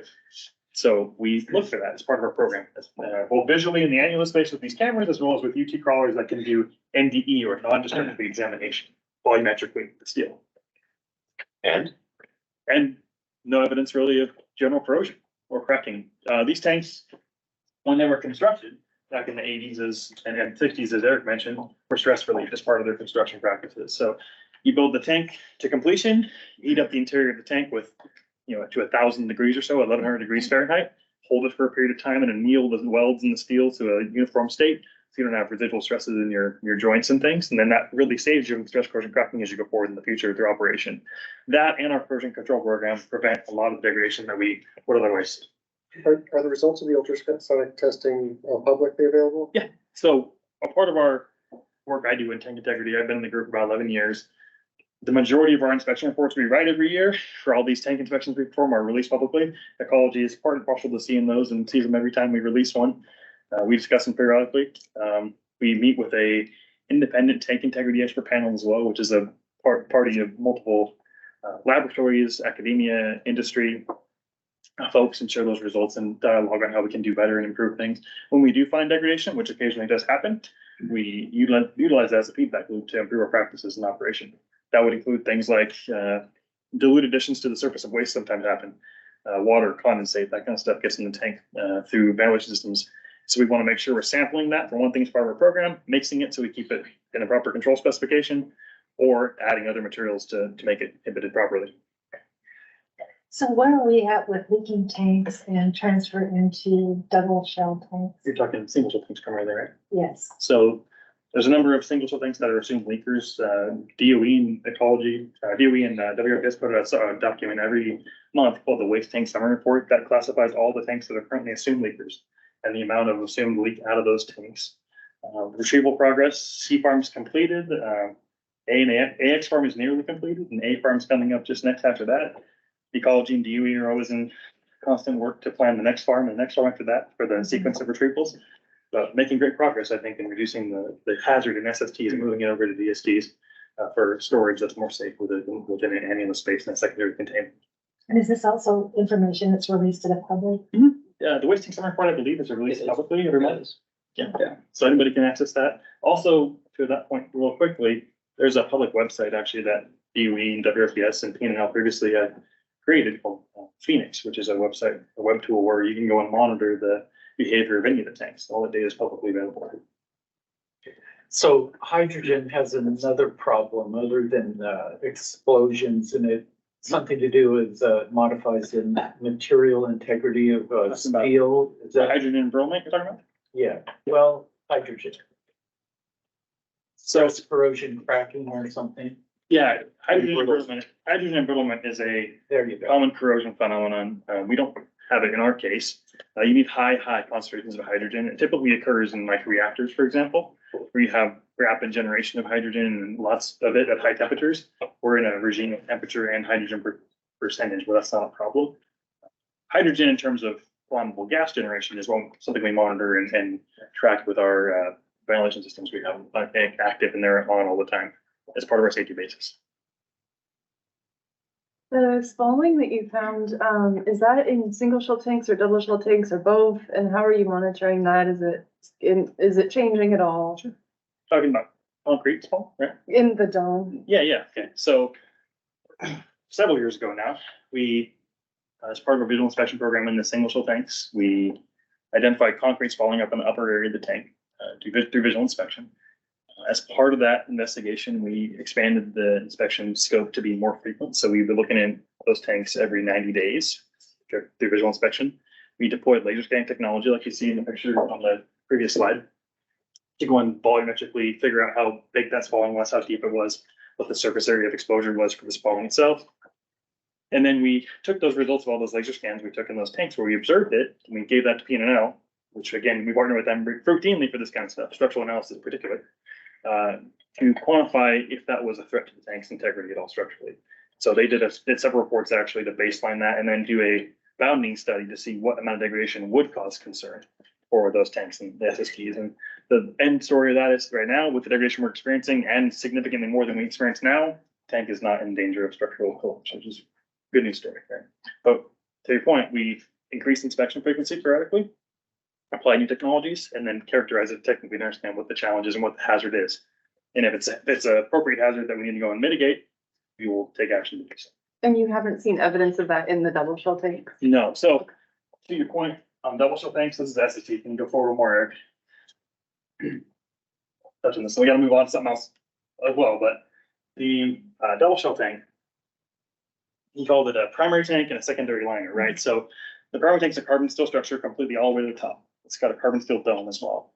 And then it's got a secondary liner, which only goes up to the top of the annulus space, but not all the way to the top of the tank. And then around that secondary liner is a concrete structure that's got rebar. No evidence of spalling of the interior because we don't see it. It's not exposed to the material. Okay, It's actually in the soil. thank you. You're welcome. Absolutely. Yeah, so should we get Yeah. going on? Yeah. I know there'll be more time for some more additional. Feel free to ask questions. We don't want to take everybody else's time. Yeah. It was a nice slide anyway. I'll keep talking. Take a breather real quick. So developing new technology. This is a key of our programs at the Hanford site. It has been for 30 years. Nothing new here. Like I mentioned earlier on when Eric was talking, we've been improving technologies to use better cameras over the course of those decades, better robotic tools over the course of those decades, better sensors and the like, right? A couple areas of focus right now for the program, based on findings of the program, are improving the cameras further. So we have digital cameras we use now to do inspections down in the annulus space of the double shell tanks. We deploy those same cameras in the primary tank of the single shell tanks, and we deploy cameras as well through other areas of our facility, including the Q42 evaporator, our effluent treatment facility, and then our transfer lines as well that move the waste between the different tanks. So that's been a great modification program over time. Better views are always helpful. Better lighting is also very helpful, and better ways to record and transfer that footage around to our engineers and folks is very helpful. So we've made improvements there in that area. I mentioned laser scanning on SSTs. We've improved that, and we're now adding that as part of our fleet of technologies to utilize on demand whenever we have a need to go quantify something that we see visually. Primarily in single tanks. And then tank bottoms. So on double shell tanks, they have that tank bottom. They're in an annulus space. We have very limited access. Mentioned earlier when you was talking about PNL support for WRPS. But we've been working with Katie Enzel over at the PNL for since 2017 now, developing sensor technologies and robotic technologies that are going to enable us to go and access that tank bottom region with non-destructive examination technology. That allows us to characterize if there's any degradation on the tank bottom steel, not just visually from the annulus space, but go underneath and see what's going on down there and there you can't otherwise access with a human or robotic tools even. So you see that on the top right. This is a picture 3D model of a tool that Southwest Research Institute built for us, and we're doing testing on right now, actually, at PNL. It's a robotic crawler system that drives along that annulus floor space on the bottom of the annulus. And this is the primary tank wall here. This is the secondary liner wall over here. And it puts a sensor up against that primary tank wall and then propagates energy. You call it, they call them shear waves if you want to know the appropriate technology from an NDE perspective. And then you're able to see reflections back, like a sonar almost, of degradation on the tank bottom if it's present. So if there's a localized defect, for example, you'd see that come back and you recognize how far away it is. And you can characterize it and understand what to do about it. On the bottom left here, this is a new Trimble laser scanner we recently purchased and are adapting to be deployed inside a single shell tank. The reason we got that one to replace our prior one is because it operates in higher temperature service. It operates in a higher humidity environment, so it allows us to have a lot better data as we utilize it going forward. And then camera technology, it's just a stock image of the tools we use from Sensor Networks, and it's a hand-built zoom camera on a tether, as well as a recording and operating device you see there. Aside from just monitoring tanks and finding better ways to look at them, we also are looking at ways to repair any degradation that we might find, right? So you find corrosion of the steel. What can you do about that? You can build up more material in that area where there's a loss of material. So we're looking at EST replication technologies, namely cold spray, which is what PNL is also helping us with and has been and are on several other vendors. over time. That allows you to basically spray past material on a defected area and build up additional thickness and corrosion tolerance for long-term life and operability. Go to the next slide here and I'll enamor you with photos of the tools we use. So top left is a picture of just a handheld borescope we use to do inspections. We send that thin borescope down our transfer lines to look at any evidence of degradation or moisture presence in those. In the middle crawler there is called an AGS-1 from Fourth Technology. It's a robotic magnetic crawler we use to deliver UT technologies or ultrasonic thickness testing technologies to the sidewalls of our DSTs. And up on the right is a picture showing that crawler deployed with a brushing device in the annulus of tank A101 when we were doing inspection there several years ago. On the bottom pictures here, the left one, this is how we access those air slots under the double shell tank to do inspection under there. It's a robotic crawler. It's deployed from a riser up a grade by an operator, drops down, magnetically couples to the tank sidewall in the annulus space. And then we drive it around the annulus with camera vision to watch it. And we deploy a pan tilt zoom camera through the air slots beneath the tank. The camera we utilize is right here. It's got a domed glass head on it with a pan tilt zoom capability, or pan tilt capability rather, and the lighting adjustable. It allows us to get those images I showed earlier under the tank itself. Here's another example of the visual vision cameras we utilize. This is a unit from GE called a PTZ-70 that we use. It's got onboard lighting and pan tilt and zoom capability. And then this is one of our more recent tools we purchased to do roaming video in the annulus space of the double shell tanks, which is called the Mag HD. It's got some onboard lasers, lights, both flood and spot, and a high definition camera. So we use that to great effect to get images like the one you see here, which was recorded with this device. Yeah, so that's a crash course in our tank integrity programs with single shell and double shell tanks. I know BBEC is up next for tank site cesium removal, which is the next step in the flow sheet, but I do want to see if there's any additional questions we may have. So It's a really basic, simple one, but like, how do you guys handle decontamination of all these things? So presumably you stick your new shiny laser scanner in the tank, it is now possibly covered in radioactive whatever. Sure. Are they designed, is it designed for that, or do you have to modify it to have that be a thing? So it depends on where you're going. If you're going in a primary tank or in an annulus space of a double shell tank, the annulus is not contaminated. They have no evidence of material in there, right? So that's a good thing. That is good.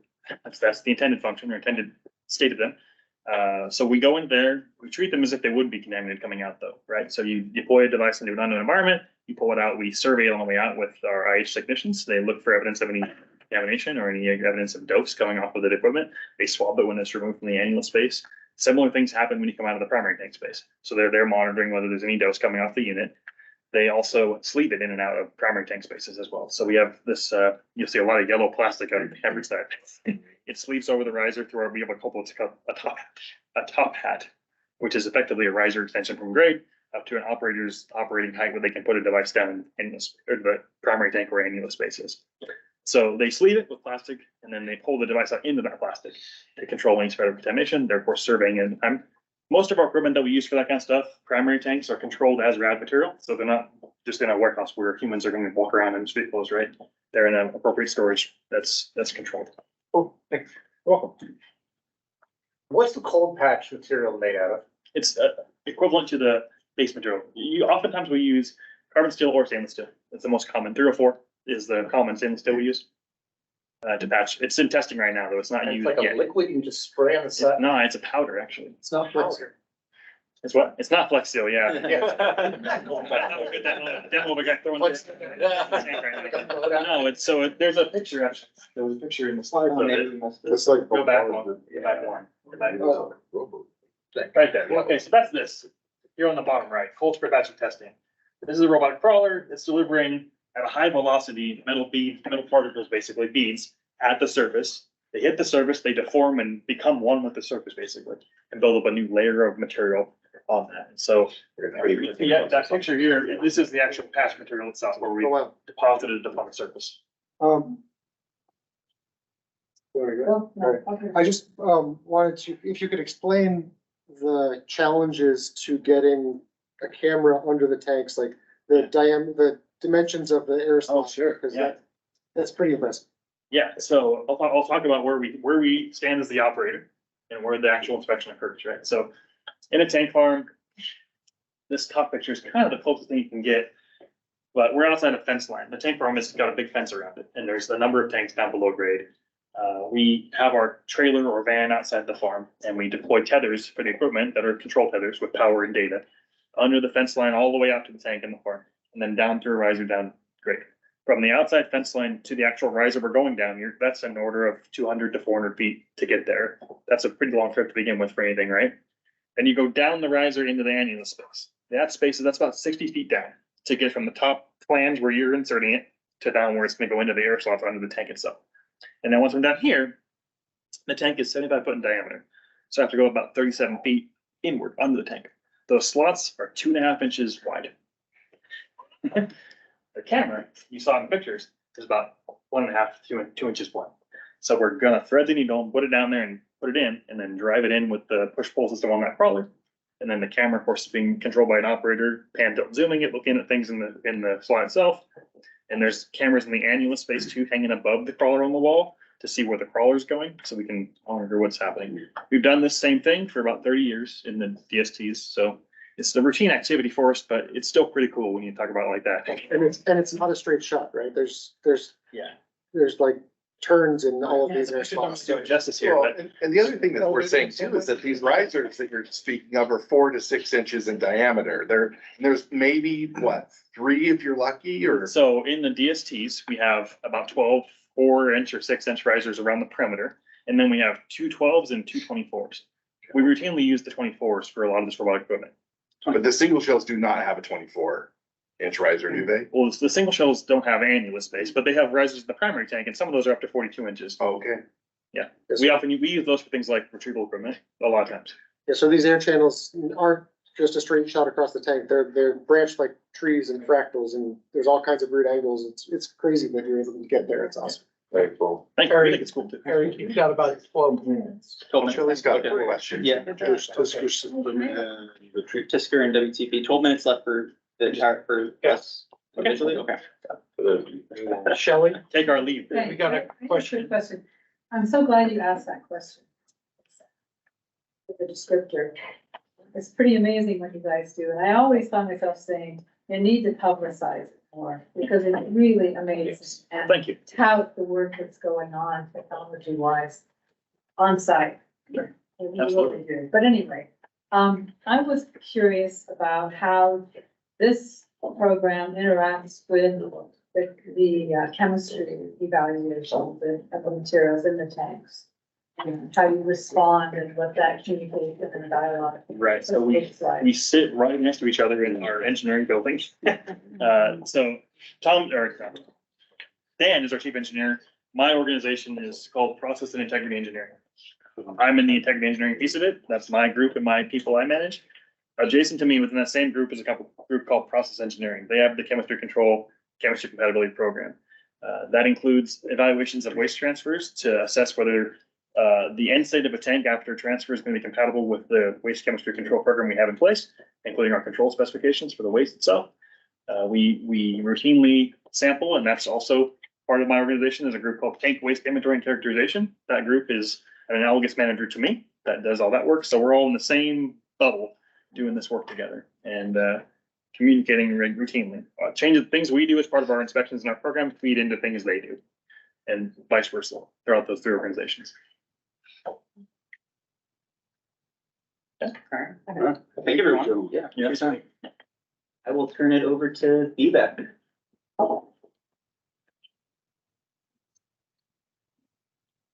Sorry, Big Beck, you only have 10 minutes. Okay. This and that, he's gonna do a big plant too. Thanks, Eric. So, good afternoon again. So my name is Vivek Tunek. I work at Tank Farm Programs Division under Paul Tishina. And I'm the program manager for the tank site cesium removal facility of the Tisker facility. It's this one here, sorry. Yeah, it's just click on the mouse. If you click the mouse key. Hey. So Tisker facility is very critical for the DFO mission, the direct field activity waste mission, because it prepares the treated waste for the feed for the WTP low activity waste facility. And the feed pretty much that produced by the TISCR will be later vitrified during the DFLO operations. So in order for TISCR to perform efficiently and produce the feed for the WTP law, TISCR needed some storage capability. So currently the AP farm double shell tanks is providing the storage capabilities for the TISCR incoming waste and the treated waste. Like Eric and Jason mentioned earlier, DOE tank integrity program is continuously working on maintaining these double shell tanks and providing the crucial support needed for the tank, so the TISCR operations. So I believe all of you are already like familiar with the TISCR system. Just in case you are not familiar, so TISCR is a waste processing facility. It consists of ion exchange columns, and these columns are filled with a special type of media called CST, crystalline silicotitanium. So the CST has a tendency to absorb the cesium in the liquid waste. So as shown in the picture, the AP farm in the TISCR is located in the 200 East area of the Hanford site. And just a few meters south of the TISCR facility is our ion exchange pad, storage pad, where we are currently staging the treated or the used ion exchange columns.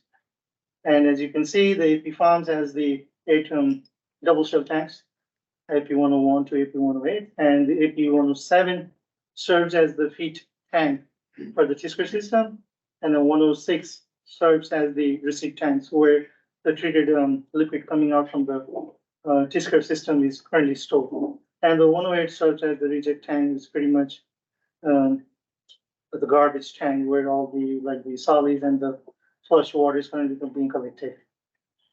So the TISCR like facility is comprised of 3 main enclosures: the process enclosure and the control enclosure and the ancillary enclosure. Right. So the process enclosure contains obviously the ion exchange columns, some filtration units, and leak detection systems, etc. And also, as shown in the diagram over here, like the process enclosure is connected to the AP farm tanks through a hose transfer line. The yellow color shown in the graphics is the hose transfer line. Through this transfer line, the TISCR will receive and send out the liquid waste.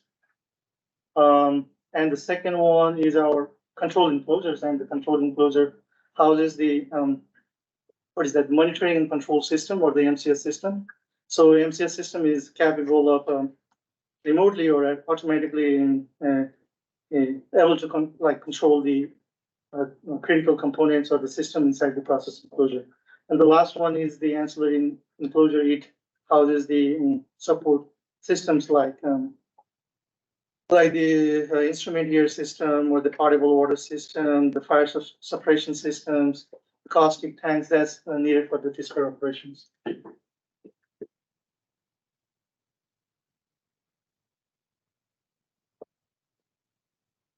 So this slide shows the process enclosure to the left one, and you can see it has 3 ion exchange columns. So this 3 ion exchange columns works as the lead, lag, and the polish columns.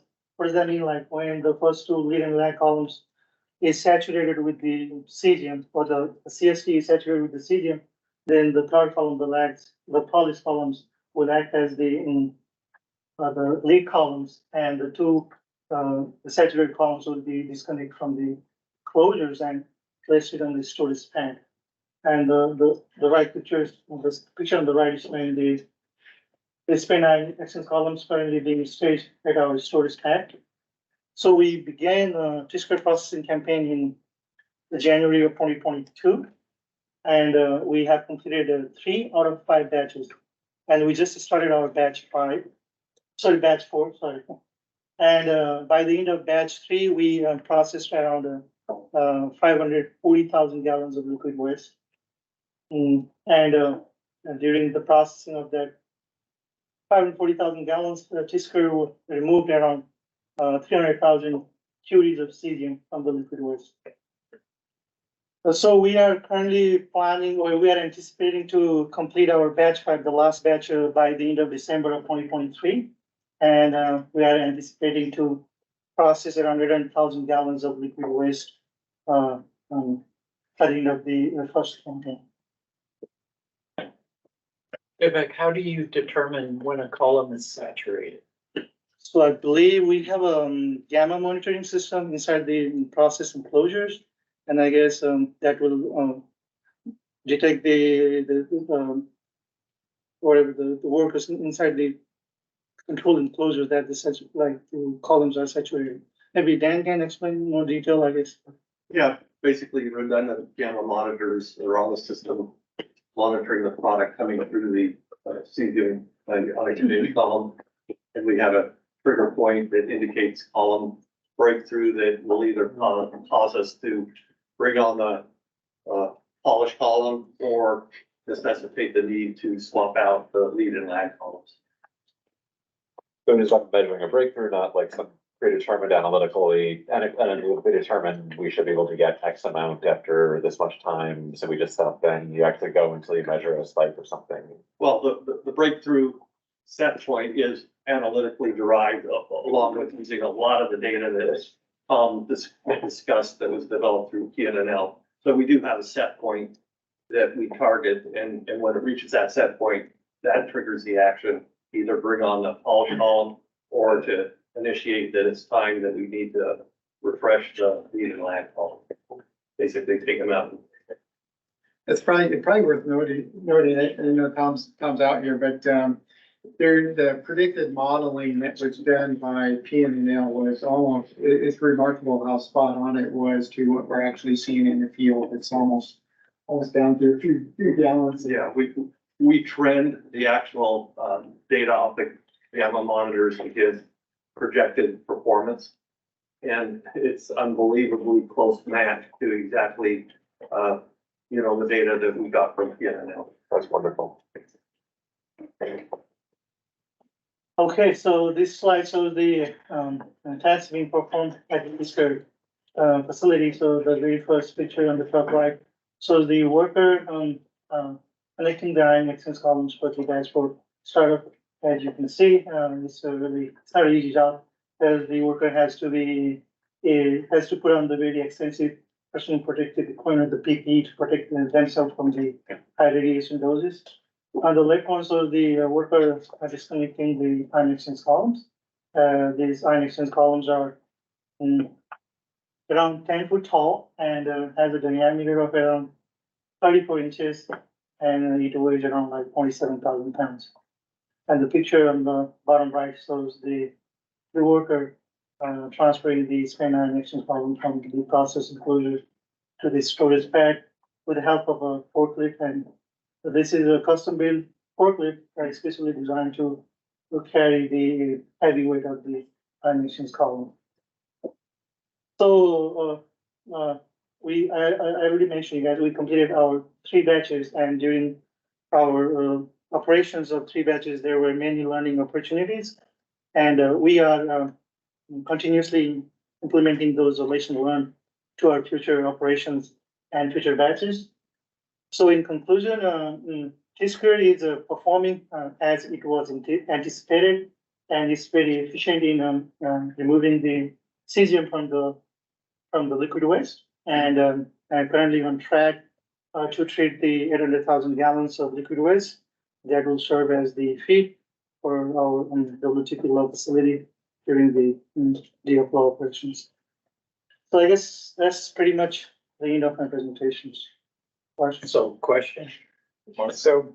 once this process is completed, is that some kind of a permanent solution for the cesium, or is it some other intermediary process that at some point we're gonna have to do something else with it? That's an excellent question, Mark. And so here, a little bit of background on this is, going into, the pre-treatment of waste. We had started out with, a much larger, very costly facility concept, that involved not this type of, ion exchange media, but it was an elutable resin.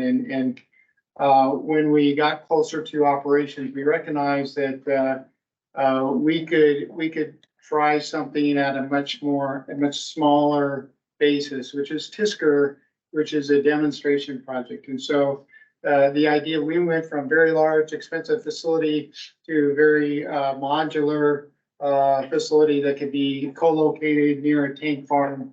That's what Tisker is. And so what we've done is recognizing that this is a demonstration project for at least the first 800,000 gallons, probably more, but there's a second generation that's right behind it that we're starting to develop and design conceptually, at least. It really is taking lessons learned and design improvements that we've learned from Tisker. And we'll likely land on a slightly larger but still modular type system that uses very similar technology to Tisker. So we're learning as we go, but this seems to be the preferred tool of choice. And it, you know, since we're talking about technology, probably worthy of saying, you know, this is an example where technology and looking at other technologies has really resulted in just savings and efficiencies. And, you know, some of like the CST media and this modular type approach was used effectively in Fukushima, also used at a few other areas around the DOE complex. And so again, just capturing new technologies like this and savings. So I think that the second part of Mark's question was what happens to these containers that are now full of cesium saturated resin? Okay, yeah. A great question. You can imagine as we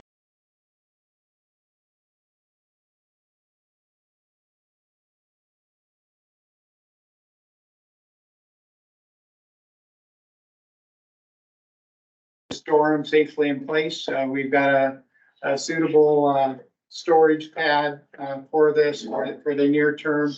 Long term, there's a number of different avenues we could pursue, including even the baseline scenario, I think, has them going back to the facility. But really, that's out there ways, and that the pathway could change. So Mark, there's the photo of the pad. There are only a few of the columns that have been filled up. Right, but so this is a permanent solution? No, this is the interim capture of the cesium, the actual final disposition of this. There's the current baseline plan has that being pulled back into the waste treatment plant facility in some way. But that being said, as time goes on, there could be alternative solutions that also come up. We might end up in the high level glass later. Yeah. Okay, thanks, Vivek. We need to transition now to, Jeff, if you'll indulge us for a few more minutes. Sure. Everything that we've done so far kind of leads us up to Matt Irwin's presentation, because we talked about the tanks, we talked about the tank site cesium removal.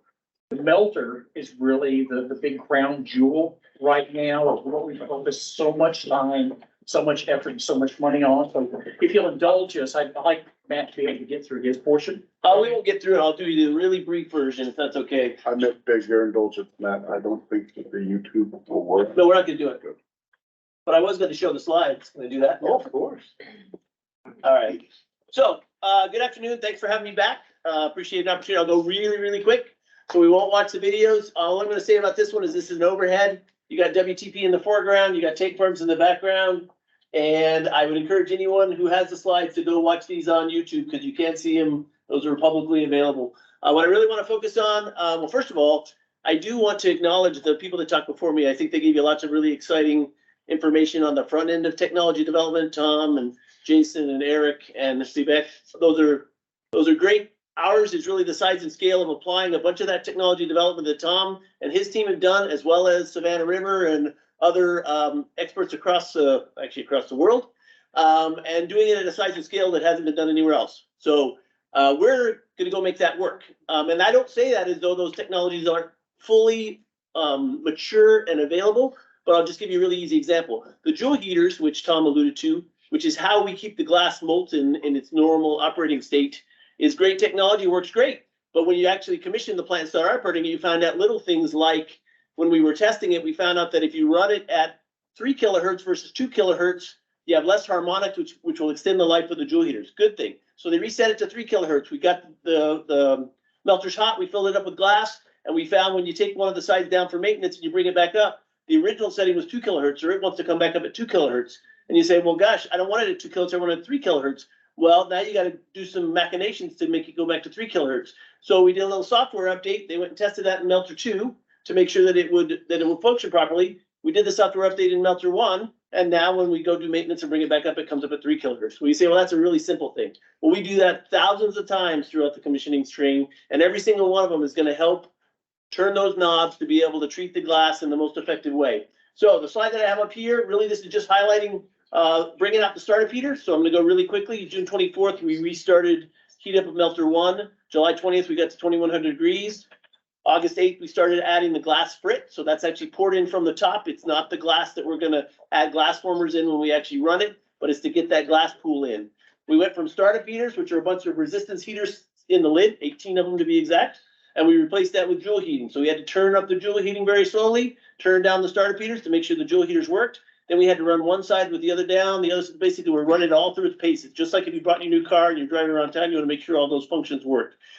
So this is taking out the first startup heater. We took out the other 17. If you look really closely, if you have the slide, you can see it. There's a little crack about 2/3 of the way down. Every single one of them had that. That wasn't what was actually predicted because they didn't really think it through. The lid of the melter has a whole bunch of cooling. Well, that cooling with 2100 degrees below it and water above it created a temperature gradient, and every single one of the heaters cracked in that same spot. And it's where that gradient basically caused the stress on the refractory. Now, is that a big deal? No. There was a prediction that we might be able to reuse them, but we always had multiple startup heaters, so we could use brand new ones in Melter 2. But there was some thought that, hey, we might be able to reuse them. We're not going to reuse them. Not a big deal. In the grand scheme of things, it's a nothing, but it's still learning. And so right now, all the startup heaters are out. We put 3 of the bubblers in. The other 15 we aren't going to put in until we've actually poured glass, because we want a little bit of a security blanket in that we could put startup heaters back in there if we had to. If there's something that went wrong with the joule heaters, we could put the startup heaters back in and keep that glass molten, which is really important. The next phase we're about to go to, it'll be this month. It could be as soon as a week from today. It could be a little later. I hate to pick dates because then you're guaranteed that date's the date. It's not going to happen. But I will tell you, we're very close to pouring our first glass into a container. So that'll happen in the near future. And then in November, we have had to, as I said, we've done some testing in Melter 2. We've also, just over the weekend, we had to take a couple of the discharge heaters out of Melter 2 to use them in the west discharge chute in Melter 1, because we had a couple heater elements fail. Not a big deal. We have spares, but we'll bring those over and put those in Melter 2. And we expect Melter 2 heat up to start in November. I'm also not going to pick a date, but I tell you right now, it looks like it's going to happen in November. So we'll pour our first glass. We'll start to heat up Melter 2. We'll get Melter 2 heated up here over the winter, and that'll put us in a position to go do our cold commissioning management assessment. The reason that's important is because once we've done that assessment, we'll actually start to add the simulants that actually create some of those chemical hazards like NOx. And that's after the cold commissioning management assessment. And that's currently late spring, early summer. So that's my quick and dirty. Any questions? And that only represents thousands of activities, but I want to give you a short one. This is really cool to see, because when we were there last fall, we were there about this time last fall and got to see it almost ready to go. And yep. So, okay, these cracks, you say it's not a problem because you've got spare heaters. Will the new heaters have the same temperature gradient problem? Yeah, so these are single use heaters is what it is. Single use, okay. So it ends up, it's one of those things, right? There are things you have at home that you're like, it was designed for single use, but I can, Ziploc bags, you can use those hundreds of times, just clean them. And I know these are not quite Ziploc bags, but I'm using an extreme example, but they were. Be a single use. Yeah, they'll end up being single use, and that's not a big deal. Okay, cool. So your schedule calls for addition of low activity waste when? Oh, you mean hot commissioning? Yes. So right now the hot commissioning is in early 2025. That's when we'll get done with the cold commissioning I talked about, the environmental performance demonstration tests, which is where we actually stress the off gas to make sure that it's performing all of its functions, and the formal readiness review. And for the uninitiated, joule heating is what? Joule heating is 2 electrodes. The glass itself actually serves as a resistor as long as it's molten. So you got electrodes on either side. Well, you got 2 sets, but you got electrodes on either side. You apply a voltage across it, and that actually creates the heating in the glass itself. The startup heaters are, and I've used this analogy, they're like toasters on steroids. So it's just a resistance heater stuck in from the lid. Any other questions? How long between pouring the glass, simulant, or the cold commissioning glass and transfer off the site? Does it sit for a couple weeks to cool down before? Oh, yeah. So it sits on a little lazy Susan, so I'll just give you a little bit of time frame. It sits on a lazy Susan. Once it's full, it rotates again. It has to sit there at least 8 hours. And then we'll take it out and it'll go down to the export bay. And this is just glass, right? So we're not doing the RAGCOM part. So that we're only really worried about what you said, which is temperature. They'll sit for a week or 2 before we'll actually move them out. And the first ones, which are only they're frit glass, so there's nothing. Those ones will actually, we'll take the first one and put it on display somewhere, right? Because that's kind of an exciting thing. Well, I know just because it's an Oregon board, it's worth noting that those frit glass containers, when full, will be coming to Oregon for disposal. That is absolutely a true And statement. our state's, Yep, you're absolutely correct. And that's the case for a number of those. So the feed that goes right after the frit is called tuning feed. It doesn't have the hazardous constituents, but it is more representative of the glass we will make with the rad waste in it. And that's the waste that will start going down to Oregon. But excellent point. And we're working with the landfill to make sure that their testing is adequate, to make sure it's not radioactive in any way when it comes to our state. Absolutely. And I promise we'll do it on this end too. Can you talk through the physical path that the waste takes when it leaves AP 106 and goes into the law facility? So if you watch that little YouTube, it'll actually show you, but if I guess I can't get into that. So it goes from AP 107 through Tisker into AP 106, which is what was already talked about. From AP 106, it'll go down to what we call the low point drain. And that's, if anyone's who's been there, the effluent management facility, that's where our secondary liquid waste gets managed from the off-gas system. That's the low point. So it'll actually come down, it's coming from the west to the east. And it's the low point is right on the end of the EMF building, and then it takes a 90-degree turn and goes south. And it comes into the law facility at the northwest corner, but it's underground. And the significance of that low point is if we were to lose power on either end, we want it to go to one place so we know where it's at. And then depending upon the failure, we might pump it back to tank farms or we'll pump it to law. Then once it goes into law, it goes into the melter feed prep vessel. And then from there, it actually goes in where it gets mixed with the glass formers, and then it goes into the feed tank. So there's 3 different vessels, the feed tank, and then that's what actually feeds the melter. Is that? Yeah, and it's through pipes, underground pipes. Yes, underground, pipe and pipe. Okay. So they're an inner and outer pipe.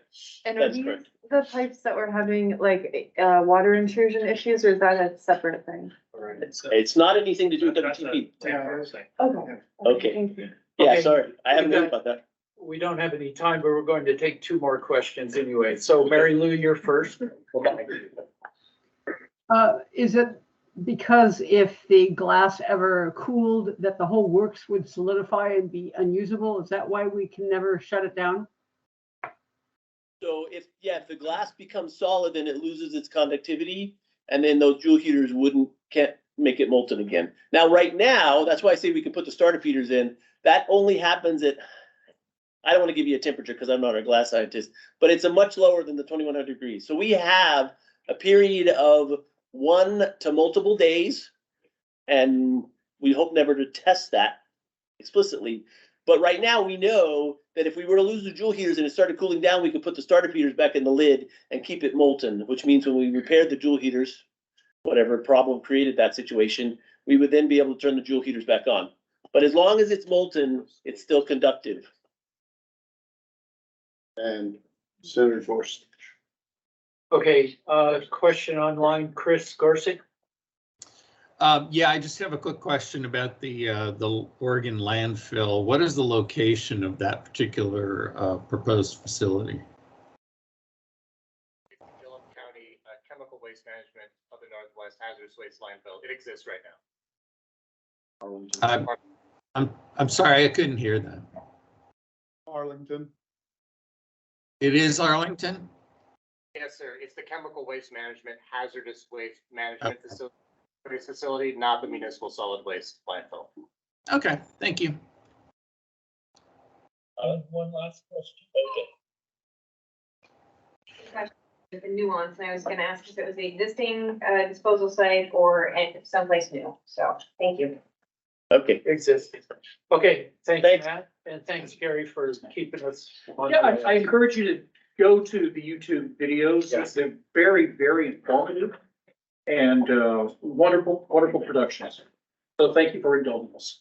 Okay, ecology's next. Ryan, Ned, someone? We.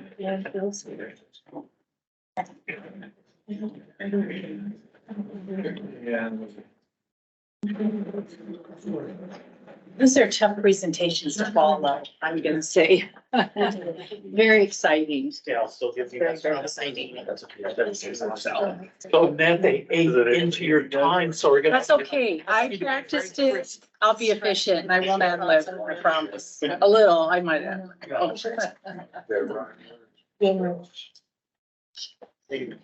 Good to see you. Thank you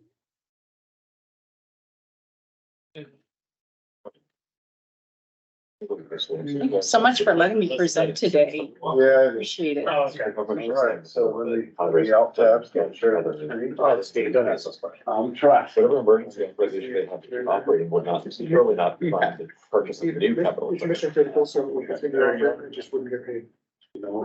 Okay.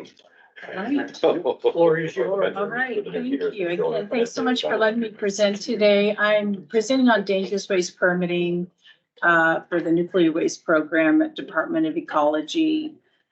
Just giving you a little overview today and not going into a lot of detail. That might be, maybe a later presentation, but just really wanted to give you a brief overview.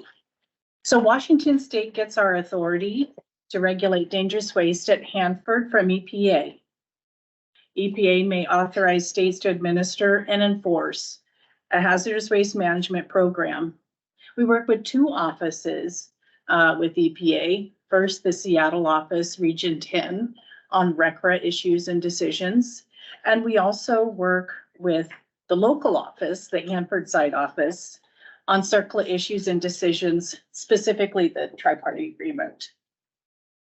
The state's authority is equivalent to the federal program. Again, we work very closely with EPA on issues and decisions, and EPA maintains their oversight of their delegation of RCRA to the state. So what do we regulate? We regulate dangerous waste and dangerous waste components of mixed waste. We regulate these under the Dangerous Waste Regulations, Washington Administrative Code, WAC 173-303, and the State Hazardous Waste Management Act. The Hanford site-wide permit has requirements for the treatment, storage, and disposal of dangerous and mixed waste at Hanford. Ecology's responsibility is the protection of human health and the environment. We don't regulate radioactive materials or radioactive waste. That's managed by DOE.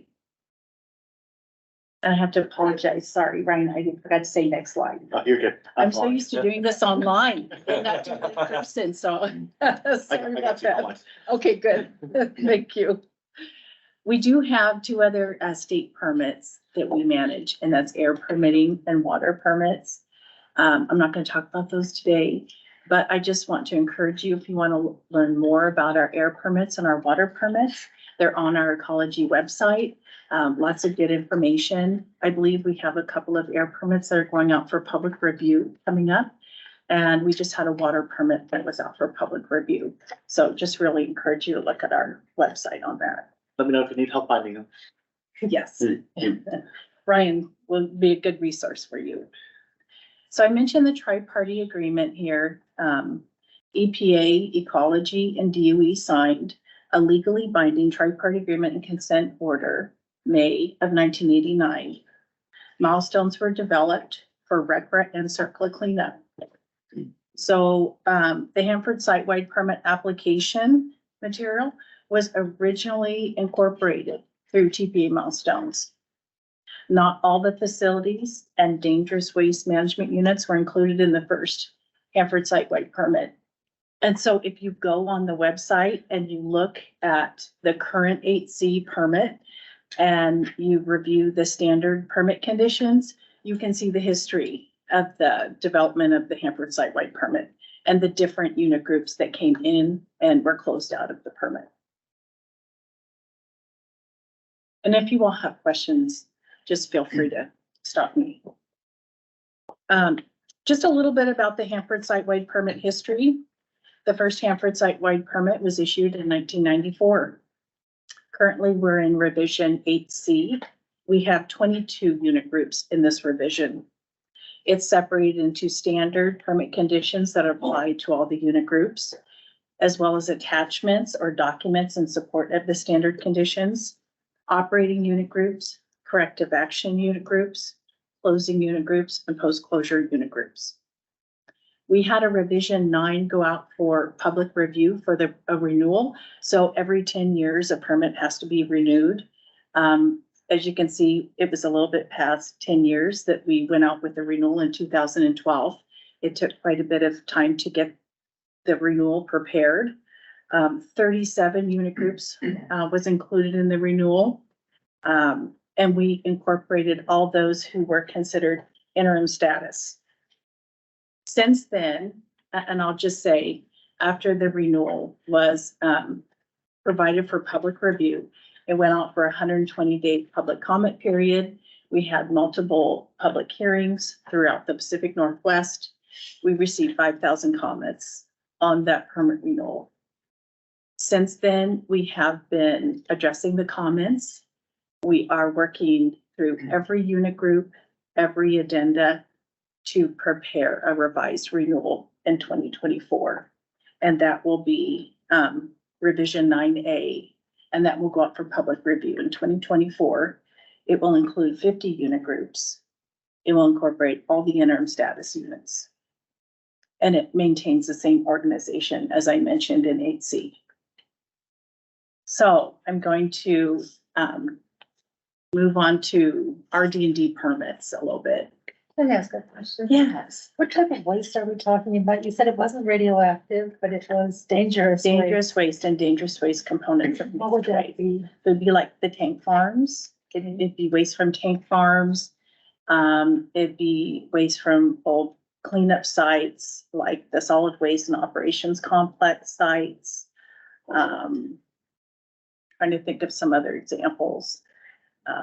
Chemicals or not radioactive, so it's chemicals that you're. It could be both. It's radioactive, but that's not what they regulate. Right. What? They don't regulate the radioactive part, they regulate for the stuff that's with the radioactive stuff. Gotcha. Okay. But thank you for your question. I appreciate that. Yes. So if it's taken 12 years for the Rev 9 review to come out, when is Rev 10 due? So I asked that kind of half joking, but you know, looking at the schedule, if it's every 10 years, it has to be renewed. Is Right. that from the date when it is officially reviewed and approved by ecology? Or is it the submittal? What's that time frame? So I appreciate that question. In 2024, we'll go out for a public review. Again, it will be a 120-day public comment period. And then we will need to address comments. We will need to update documents. So let me back up a little bit. We will continue to maintain 8C at the same time. So 8C will continue to be maintained as the final permit that the permittees are working toward.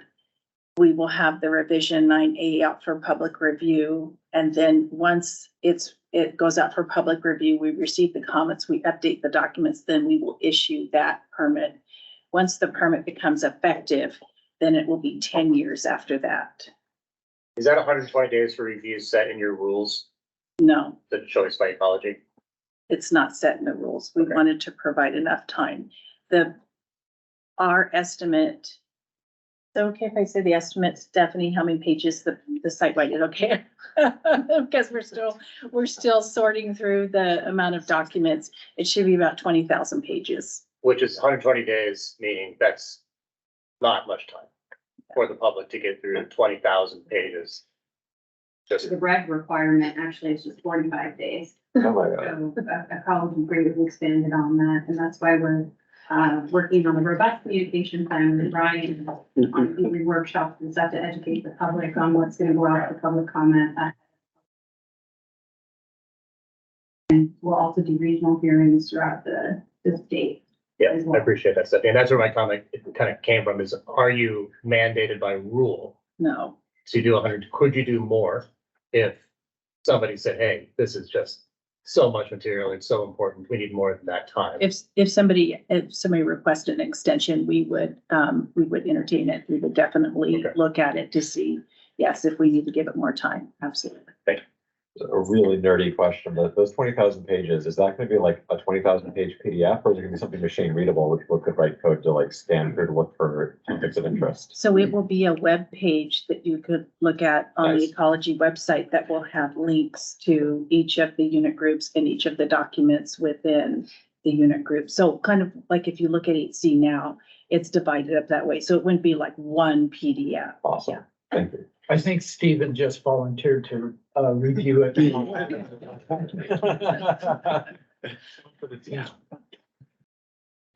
will it be red lines like some permit mods are with the changes, or is it just all gonna look like completely new? It will look completely new. Okay. Yeah, we do have the red line text from so when we put up the Rev 9 renewal, we did maintain the red line text when the permittees provided supplemental information. And so we do have that in our administrative record, but it won't be what presents to the public. Okay. Is that in a machine readable format? It's not a machine readable format. Is that what you're asking? No, is that part, is the red line part in the machine readable format? Or, I guess I'd have to know what that is. What do you mean by? OCR, the PDF? So the opposite of OCR PDF, or like an actual like structured document that you could then write a program to find, to extract the parts that were actually changed. That were actually changed. Without having to scroll through 20,000 pages to look for the red lines, or open it in Word and click next change, next change, next change. Yeah, it won't be like that. As far as looking at like the administrative record, you could look at the red line, and yes, it would be like that where you could look at the next changes. You know, we're also incorporating a technical fact sheet with each of the unit groups that will, you know, that the intent is to explain everything that has changed since the Rev 9 renewal. All right, so I'll go on, but if you all still have questions, just don't hesitate to ask. So, talking a little bit about research development and demonstration permits. I have a question on mine. Oh, yes. Can you define what a unit is? Or a unit group? A unit group, so a unit group, it's the way we have the permit organized by the particular facility or site that's being managed under RCRA. That's a great question. It makes me want to go back and look at what our definition is in the standard conditions. So was that the question online? Okay, super, thank you. So Ecology may issue an RD&D permit to a facility that proposes to use an innovative or and experimental dangerous waste technology or process, and that's defined in WAC 173.303.809. Draft RD&D permits follow 840 regulations in which Ecology leads the public comment period. So the permittees provide a draft permit application to Ecology, and we draft permit conditions and draft the permit and provide it for a 45-day public comment period. And usually a public hearing is, you know, involved as well. The operation of an RD&D facility is limited to 1 year, so it's a short-term permit. So we have two RD&D permits that we're working on, and you've probably heard of both of these, I would imagine, in your discussions. The Test Bed Initiative. The Test Bed Initiative Phase 2 Project RD&D permit. The purpose is to demonstrate and evaluate the feasibility of pre-treating liquid tank waste using an intake column. We received the formal permit application in June of this year, and the 45-day public comment period will begin early spring. So we're currently preparing the permit for public review. The NewCon RD&D permit. The purpose of the NewCon project RD&D permit is to evaluate the effectiveness of particular control technology in reducing target tank vapor constituents and air emissions from the Hanford tanks. We received the permit application just recently, September 28th of this year, and we're responding to the permit application, and the public comment period is scheduled for early 2024.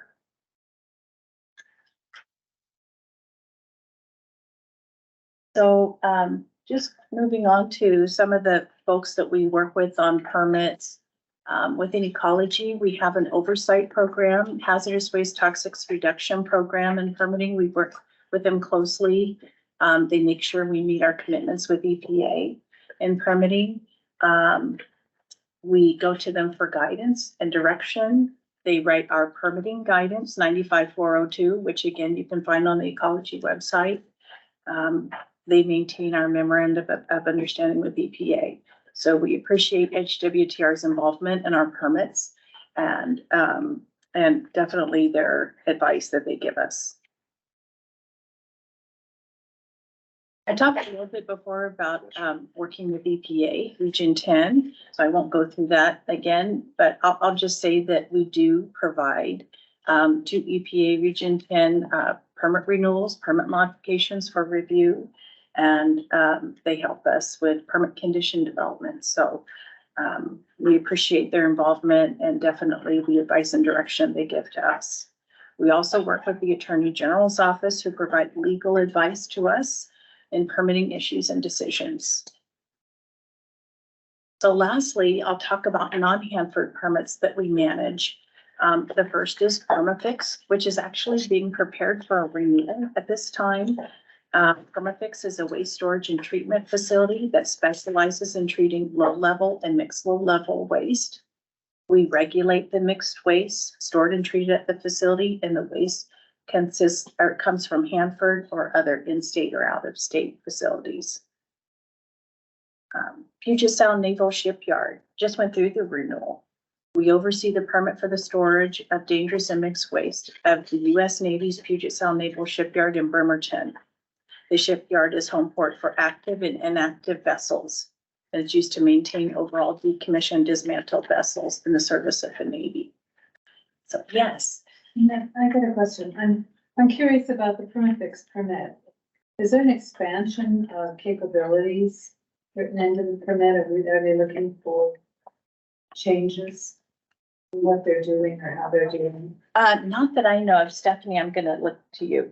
Yes, there is. We do anticipate there will be an expansion of technology, including permitting a geomount system, which is a thermal treatment system that they're looking to include in their facility.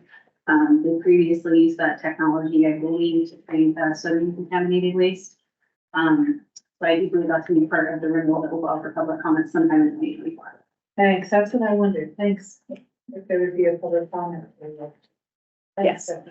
Maybe I'll just make a note while you're on the Puget Sound Naval Shipyard. This board may remember that a year ago, Tom and I took a tour at the Bremerton facility of the decommissioned submarine reactor compartments, which are then shipped or sort of floated, I guess, from Puget Sound out down the ocean and up the Columbia River for final disposal here at Hanford. And then just last week, Matt Hendrickson from our team did the same basic tour and inspection of the, I can't remember the name of the ship, but. It was the Albuquerque for me, and then Dallas, I believe, is probably Which is transporting. probably in transit right now, probably in water transit right now towards Hanford. Dallas, that's right. And then that was the Puget Sound one, was that issued this year or last year? It was issued last year, 2022, was a renewal. Okay. Yes. Thank you And for bringing the that. reactor compartment conversation full circle. So those reactor compartments, as you said, they're disposed of on the Hanford site in terms of core, which is part of the Hanford site of permit. So that's a unit? Yeah. Yes. Good example. Yes. Okay, There was another- thanks. Was there one more Annette. question? Any more questions for ecology? And then we got I have a quick one. a few minutes for Jeff over here, so go ahead. I'm wondering about timing for Rev 9. I know a while back it was scheduled for January. I don't know if that's still the case or if it's being pushed out. We're currently looking at the date it will go out for public review, and as soon as we have that date, we will provide it to you. We're still working through, I'll just say ecology and DWE and the contractors are working very, very hard to finalize permit documents. And so I'd love to give you a date today. I just can't. So hopefully, it will go out in 2024. Yeah. Okay. Maybe I'll just make a request, that if you do hold public information sessions, one of them be in Oregon would be great, if you can. Whether it's Hood River, Portland, folks in northeast part of our state can probably get to Richland a little easier. But just, let's talk about having an Oregon meeting. I would appreciate that. I got for some insight, but I've been working with my team on preparing the public involvement for Rev 9, and we're looking at a host of public, like, informational sessions and then public hearings. And we're looking at doing a variety of online and person versions of both the hearings and the informational sessions. And I think it was our goal to do both, at least one, like, informational session and one hearing in Oregon was our goal. So we're working on that still, on the exact timing and amount and that kind of stuff, but that's our goal. Okay, Jeff, any comments, questions? You hear me look like, how fast can you talk? Pretty fast. I can talk pretty fast.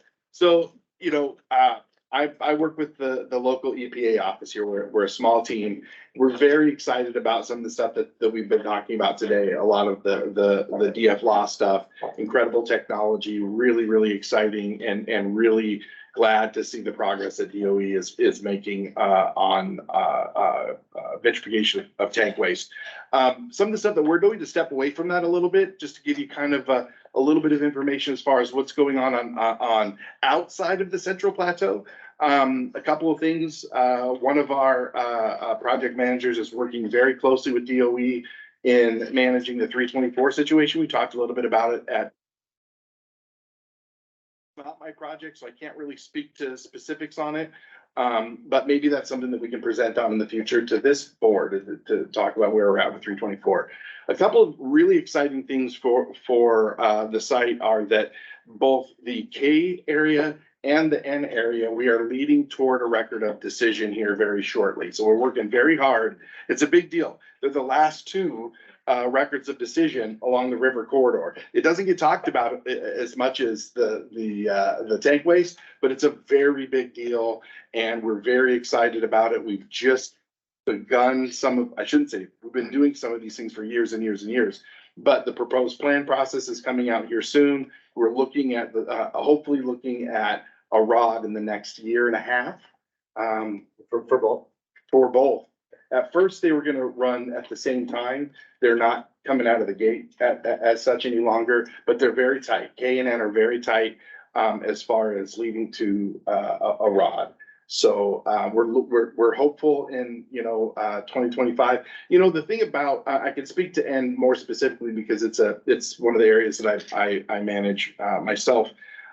There's a lot going on, and we talked a little bit about the permeable reactive barrier that has been in place. There's some technology there at N.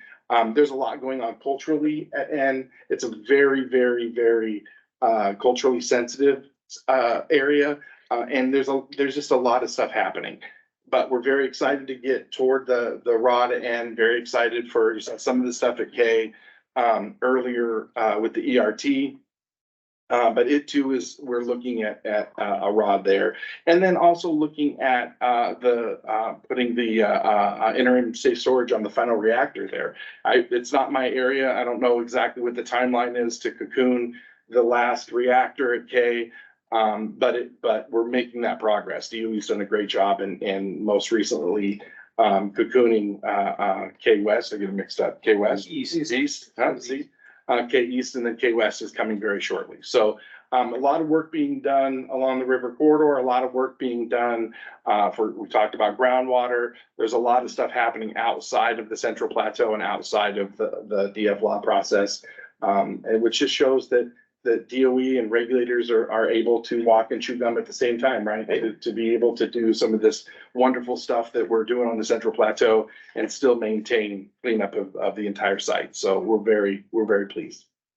Okay, thank you. That fast enough? So, yeah, so, we have, 4 or 5 minutes for any, like, final general questions for our agency people here, before we move on to board business. So Shelley is Very quickly, is there the potential still for expansion of the area?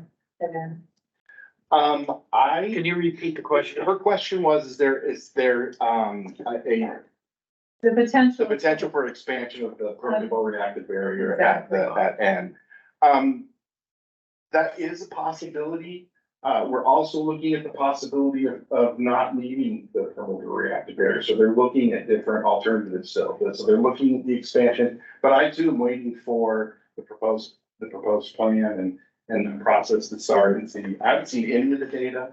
I haven't seen, to know what the plan is on it. I just know that there has been some discussion on how to manage that barrier. Either way, whether it's to not expand it or to expand is true. Okay, anyone, online have any closing comments or questions? I got one more. Significance of a rod. Yeah, just for people who may not know. So if you're looking at, and we kind of saw briefly in one of the other presentations, kind of a circle of what we call a circle of pipeline.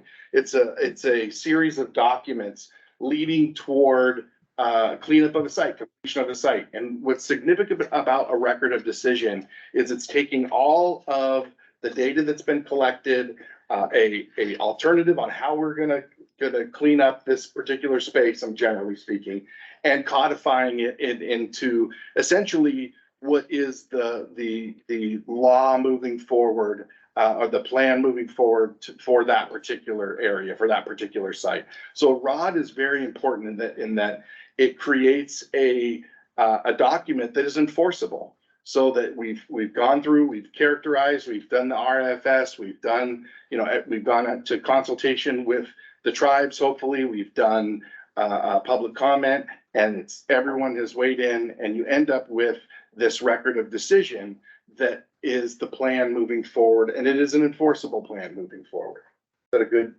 Yeah. So Matt, we had a question on. Go ahead. Yeah, I just wanted to say that if anybody is interested in getting a great recap by somebody who has done a lot of work on this, he or she should look at the interview of John Price, who's retired now, and he has some great morsels of wisdom for this board. And if you want to find that departing interview of him, you can search under quote John Price, Washington State, and then the title of the video is called Reflecting on Hanford Cleanup. But I highly recommend that people on this board listen to what John had to say when he retired earlier this year. I think that John Price was an ecology employee for many decades. Still is. He's not retired. Yeah. He's moved to a different assignment, I can say, but he was a long time senior policy analyst leader at Washington Ecology on Hanford, and came to this board many times, and I learned a tremendous amount from him. Yeah, we all did over the years, for sure. There was one more question in the chat. Okay, what was the question? Is there a plan for treating high level waste? That's a short, easy, very easy question. Matt, you want to take the answer? There's absolutely a plan, and we're gaining momentum on it every day. And if you guys want to invite me back, we can talk in more detail at a later date. Okay. Happy to. Okay, thank you. So that concludes the informational and portion of the meeting. We're going to transition now into board business. So those of you that, want to escape, now is the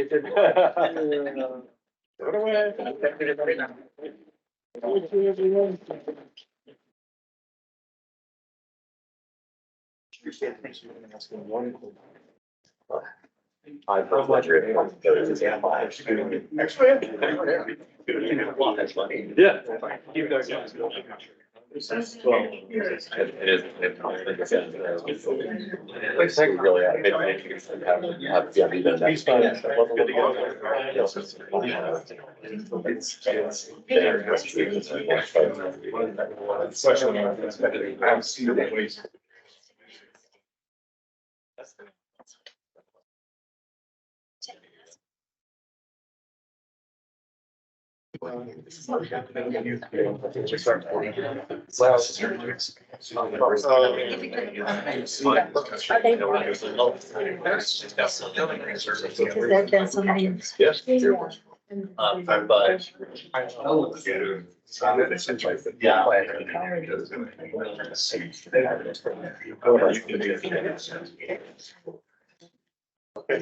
We're going to make a slight change to the agenda and offer a public comment opportunity at this time before we move into board business. So, is there any member of the public that would like to offer a comment to the Oregon Hanford Cleanup Board?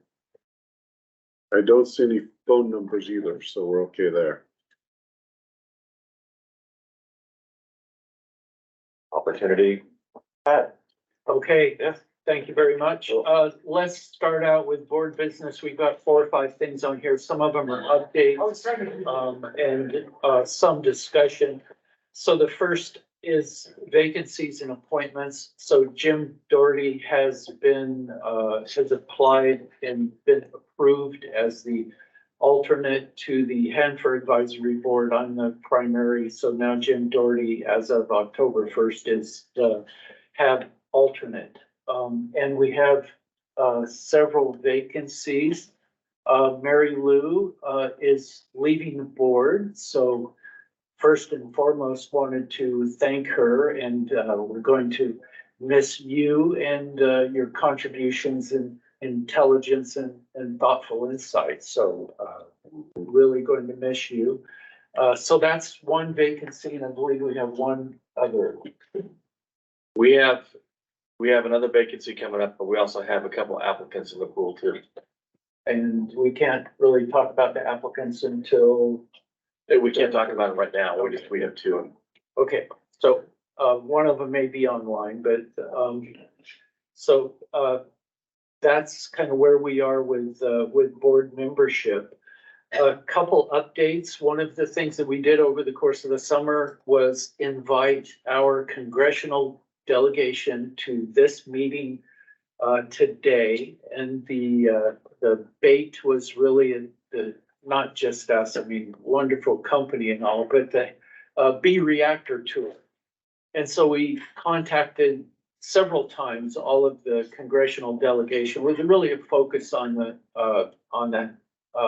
House of Representatives, not so much our senators, and had some correspondence with staff from all of the congressional offices, and Stephen and Mia met with Blumenauer staff. You want to give us a quick update on how that went? Yeah, we met with Jamie Painter, and she was great to meet with. She, took a ton of notes, asked a lot of questions, and it was a nice meeting. And we invited her and also Blumenauer to this meeting and the tour, but I think they had other plans come up. Right. So the bottom line, if you will, was everybody was very polite. Yes, Hanford it's very interesting, but it's rather low on our priority list.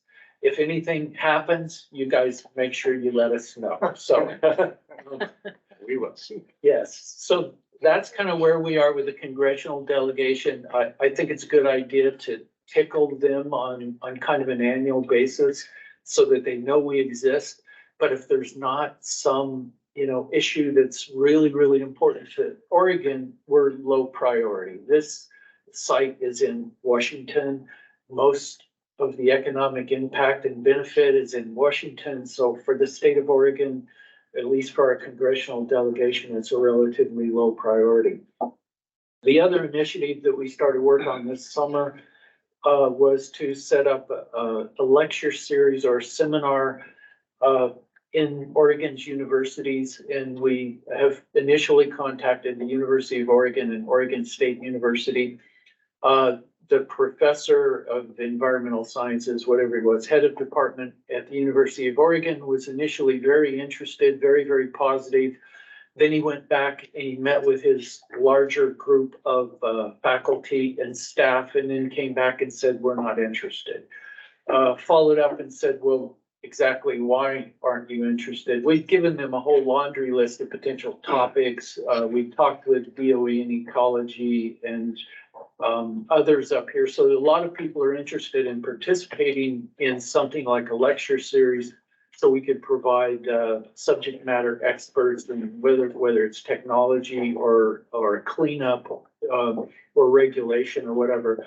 So University of Oregon, for reasons we don't quite understand, we kind of got a flat, we're not interested. Oregon State University. Yeah, they were a little more receptive. I actually have been in touch with them a little bit. I don't know you. Yeah, we corresponded with Okay. Professor, your cousin. He's not my cousin, but we have the same last name. Dr. Brian Woods, no relation, who is the director at the Nuclear Engineering and Science Department. Actually, I don't think he's the director. He is a leader at the Oregon State University. If you don't know, Oregon State has a research reactor for testing, training, educational purposes, and is perhaps the Western United States' leading research and training university for nuclear sciences and engineering. You'll meet people in the complex here as well as across the nation who are OSU grads from the nuclear science and engineering program. Great people. And Dr. Woods is interested in having us talk with his students on a lecture series, kind of defining exactly what that's going to look like in the spring, probably in the spring quarter. They do quarters at OSU. And so kind of still figuring out exactly what that looks like, but it's a positive. He wants us to help him out and set up some program there. So I talked to him just last week, and they're still on board with it all. So the other thing related to that we had discussed just over the past couple of weeks was the possibility of offering some sort of internship to a student. So can you? Yes, and Dr. Woods and I talked about that as well. It sounds like the likely pathway will be, they have a course in nuclear policy that some of their engineering and science students might take. And as part of that, they have to do a practicum or sort of an externship, maybe some type of a program. And he was very interested in having, offering that opportunity for one of those students to, as part of their internship or externship, I guess, work with both our shop as with this board on policy issues and perhaps come up with a paper concept and learn something from us about how then they can go back and talk to their classmates and students about policy and sort of real world application of the science and engineering that they're learning as students. We're also trending in the right direction.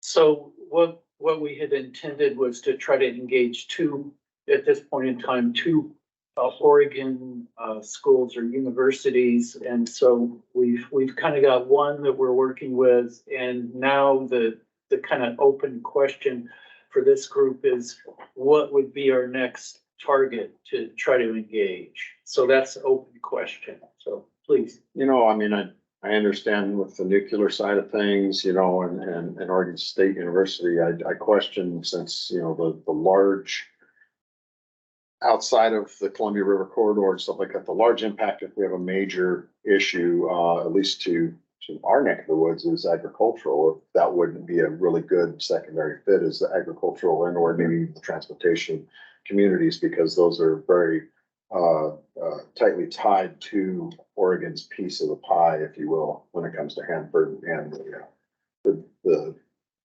transportation of the wastes and stuff and through the 84 corridor. So I think that's a good idea, Tom. As you know, we have a rep from the Oregon Department of Agriculture on our emergency response program. And perhaps you're thinking expanding that educational training opportunity, maybe whether with local producers or with College of Agriculture, something like that, maybe. Yeah, I mean, it couldn't hurt to, I mean, if anything, it gets some of our next generation folks, you know, a little bit more aware of some of the issues that they're gonna be facing over the next 100 years. Yeah. So what schools come to mind? You know, I mean, obviously Oregon State's already been approached and they're really big in the nuclear side of things, but they're also really big, you know, with their agricultural side. I mean, if University of Oregon's not want to participate, I would step it down to maybe the community college level and see if there's one there. Blue Mountain's got a decent program and they're right down that transportation corridor, but there's several of them you could really look at, I think that might. Lauren? Yeah, I was gonna say Reed, they have a test reactor. And also following along, I'm sorry, I don't know your name. Tom, yeah. Tom, I think that's a great idea, and I think anything to do with water, hydrology, rivers, definitely would be a good approach to subject for us. I believe we have a professor at Mount Hood Community College who might be on the line here. Even has his hand. Endorsing. Well, one thing, I know that you approached U of O in one particular department, focusing more on the nuclear. But U of O has the public policy and planning management school that might be someone, a group to talk to. Also, my doctorate is from Portland State's School of Urban and Public Affairs. And there's a lot of transportation and planning and environmental issues that come up there. And of course, you could always come to my college, since I teach geography, and I'm actually teaching Oregon right now. And one of the things that I talked about is Hanford. So there's several things that I think you could do. I'm kind of surprised that my old school at the University of Oregon, at least in the science side, wasn't interested, but that's just a couple of suggestions. Okay, thanks. And one thing is when some Yahoo that lives in suburban Portland, someone like me calls, cold calls a professor, it's not as impactful as, say, a state legislator who might open that conversation for us. Well, I would, if you would like, I would certainly be willing to help in any way you might see fit. Take you up. Okay, anything else on that topic before we move on? It sounds like we've got several, I think Reed, because the fact that they have a program there. Yeah.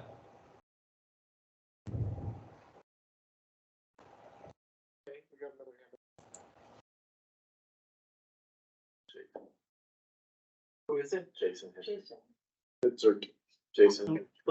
Jason. Quiet there. I just wanted to mention that for either of for all three of the state schools, it might be a good idea to talk to their government relations people, because I think it probably gets to the right person if you get that. That's a really good idea, yeah. All the schools will have a government relations office of some kind, and that would be a natural point of contact as well. They mostly are outward facing, but they might be more open to the sort of thing. Right, okay. That's a good idea. Thank you. The next thing on this list was in August, we provided, working with Odo, what was it, a 2-page update to the board, and wanted to get a little bit of feedback on, is that something we should do, and on how frequent a basis? Just a short update, bringing things over from Odo and from the Hanford Advisory Board, and kind of reporting back, as well as progress on some of these initiatives. Any comments? Did anyone read it? I found it useful.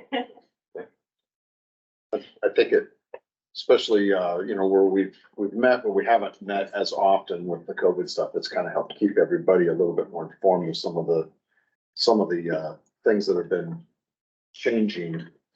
Yeah, the board meets 3 times a year. That's the schedule. So having an interim, email blast with some links and information, and even just, I think that message had links to the just a newspaper, Tri-City Herald, and some articles, right? Just kind of putting it all in one place for everybody. That was the idea. Does monthly make sense, or, I mean, the Hanford Advisory Board tends to be meeting quarterly these days. If we want to go quarterly, we'll support whatever the board wants, but.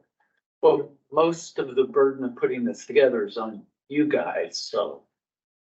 Yeah, I mean, if we can find time to do it, no matter what, but just, I don't want to flood inboxes with nothing's happening this month. My take on it, yeah, exactly. If HAB is only meeting quarterly and there's not gonna be anything really coming to us except for predominantly from that update, and then I would be okay with that quarterly, with the understanding that obviously if something big kicks off, we're gonna hear from Max or Mark, I mean, so. So how about, like we did this time, about a month ahead of the meeting, a month, 6 weeks ahead of our next meeting, we get an update out so that people are refreshed with that. Yeah. Okay. So the next thing on this agenda was, or on my agenda, was what other measures can we take to fulfill the cleanup board's mission? And the number one topic that's kind of floated to the surface recently was to provide an annual report or update to the state legislature, because that would help fulfill our obligation to help formulate policy in the long term. So the idea was put together, say, a year-end report on an annual basis, work with our legislative representatives on the board to put that together so that they've got a deliverable, if you will, to their legislature. So open discussion. So I think it's a really good idea. I'm thinking from a practical standpoint. It's not something the board has done in a long time, if the board has done it. And so there isn't a process necessarily in place for how a product comes out of the board. Is it consensus? Is it majority vote? In the past, staff has done a lot of the writing, and then it's gone to the board for consideration. And we're sort of changing things a little bit, and that's not a bad thing. But it's important to be inclusive of everyone on the board and have everyone have a chance to weigh in. So I don't know if it would be appropriate to start sort of a subcommittee to work on that process. I'd support it. I'm sort of a process geek on the HAB, so I've got some experience figuring out how to write things like that. So if there are board members that want to join that or start a subcommittee, I would support it and try to get some consistent process that we can all say, oh yeah, this is what we're supposed to do next. And here's the email list we're supposed to forward it to, that type of thing. So Senator Gorsuch and Representative Gamba, do you have any thoughts? What would be helpful for you? Off the top of my head, a couple of things I would say just as practical.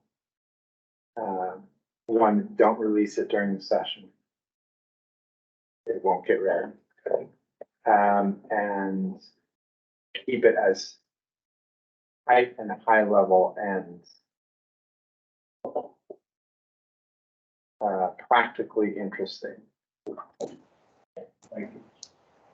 One thing I would recommend, this is Mary Lou, would be, and I have written such reports for the League of Women Voters, is a lot more people will read it if you have at least one photo in it. Now, Hanford has some glorious landscape photographs, so you have a lot of material to work with. But if you can put in just that one little bit of eye candy, you will get a lot more people reading it.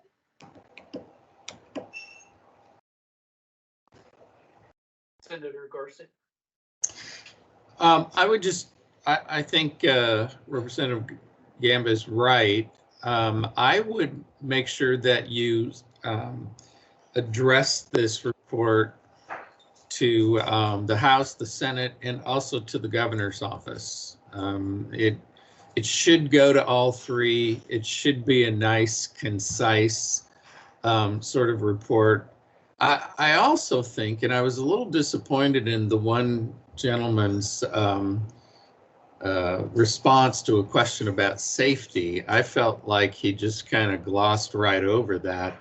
I think safety should be a factor that we also talk about in terms of, you know, what's going on at Hanford to ensure that, you know, not just Tri-Cities, but Oregon, which, you know, we're just a few miles down the road from the border, that they're, you know, that we're considering that, I think is important. I'm very disappointed too in the delegation, the federal delegation. Hanford is a huge and important issue, and it's, you know, we're still living with things from World War II, and this is the Columbia River and agriculture and transportation. It touches on so many things that it's a little, well, I'm getting a little far field, but it's a little disconcerting that they were just like, oh yeah, well, tell us if there's something important. It is important. And I think anything in the report should somehow help to inspire that view that this is an important place in many, many ways.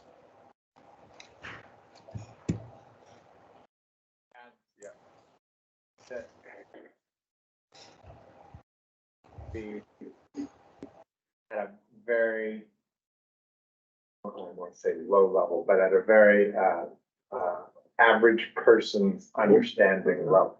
Zero acronyms. Zero. Yes. Talk about, again, when I said practical aspects of it, because you sending it to a group of people who is a dentist, is a surgeon, is a lawyer, you know, nobody in that building has the background to understand the science deeply. They're going to need a very base level primer. What's going on here? What are the potential dangers? Like Chris said, right? Is there radioactive material that may leak into the Columbia River? I mean, that's Yeah, you use the acronym ROD. Some of these guys are gonna think nuclear rod, you know, I mean, type thing. I mean, because that's. Might be ability to add an ask or an invite to the end of it to invite them on a site. And now here's how you can learn more. Yeah, something I was struck by, Alan was on this meeting when we met with our staff, with was, you know, she was very, very engaged and excited and very knowledgeable, but also just didn't, Hanford was not the set of things that she'd really ever learned about, right? We kind of had to start at step zero, explaining what the site is about and what the situation is and why it's even there. And I would imagine that people who are even further, and she was a staff person who was, you know, at least somewhat tangential to the area, right? As opposed to some totally random staff person or some totally random legislator who, as you point out, a dentist or something. And so we would maybe need to start with like one paragraph. Can I also add, it's not happening at the street level. I am totally appalled at how Portlanders do not understand Hanford. Recently, two different activists, people from different activist group referred to the tanks along the Willamette River, the Superfund site, as our Fukushima. And I thought, oh my God, not even close. And our Fukushima is right up there. There's no understanding. And I think maybe the legislature can make a point of having hearings or something like in the old days, or I was alluding to the OMSI talks that Ken and Dirk used to do. We need to be educated, because I know with the Fukushima dumping into the ocean, people are really uninformed. We were talking about that. So it has to even come closer to where we are. So I have, well, two questions. One is, when is the legislature in session? So it varies every other year. It's a long session, every other year it's a short session. So long 24. coming to 24 starts February what? Chris, 6th? It's right around, actually, I thought it was right around the first. Jason should know, he's monitoring. But it's only for 5 weeks. And so you don't, it's designed to be very, very short, fast paced. I don't see anything wrong with doing something for this before the short session, if it's possible. But, you know, the one where there'll be a lot of chances for hearings and discussion will be 2025 when we have the long session, which goes about 5 months. Per month that never has session? Sure. Because if the goal is to get this to legislators on.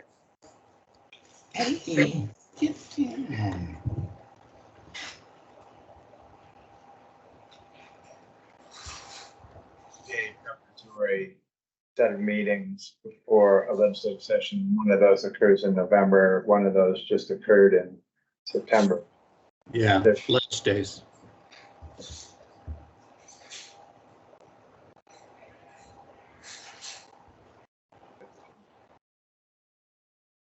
So my second question really is more for Max. Max recently raised the issue of the board's kind of decision-making process and how we get comment deliverable like this. And I think this first one, we probably should take our time. And given that, maybe we should be targeting next spring after this short session, after our next meeting. What do you think?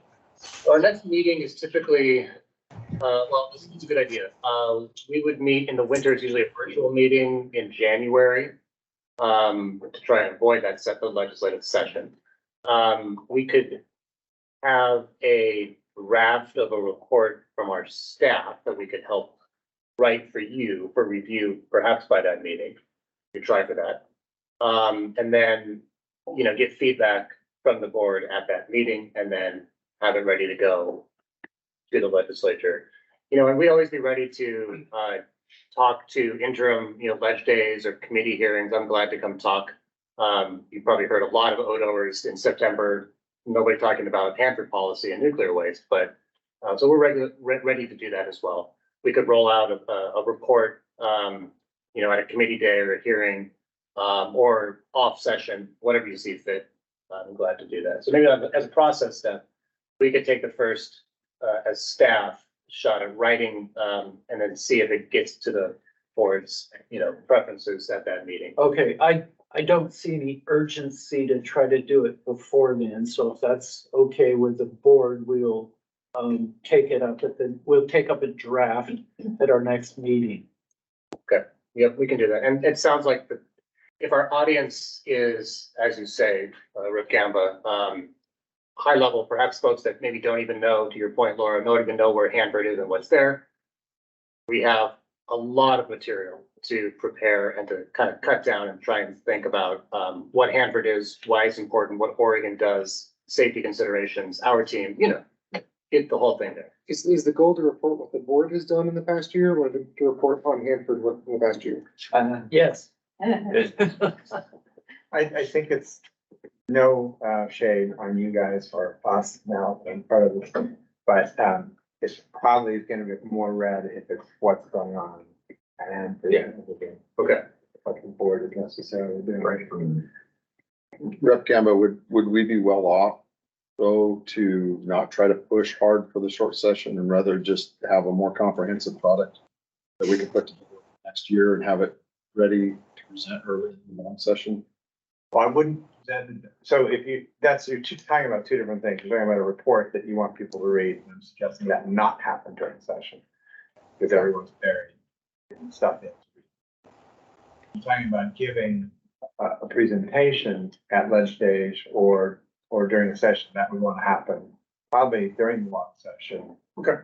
In coordination. So.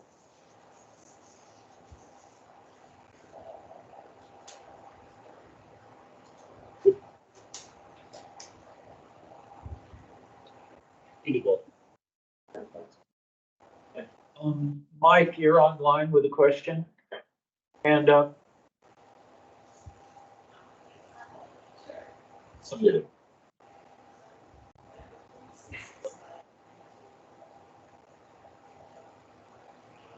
Hmm. Question in the chat. We just heard something there.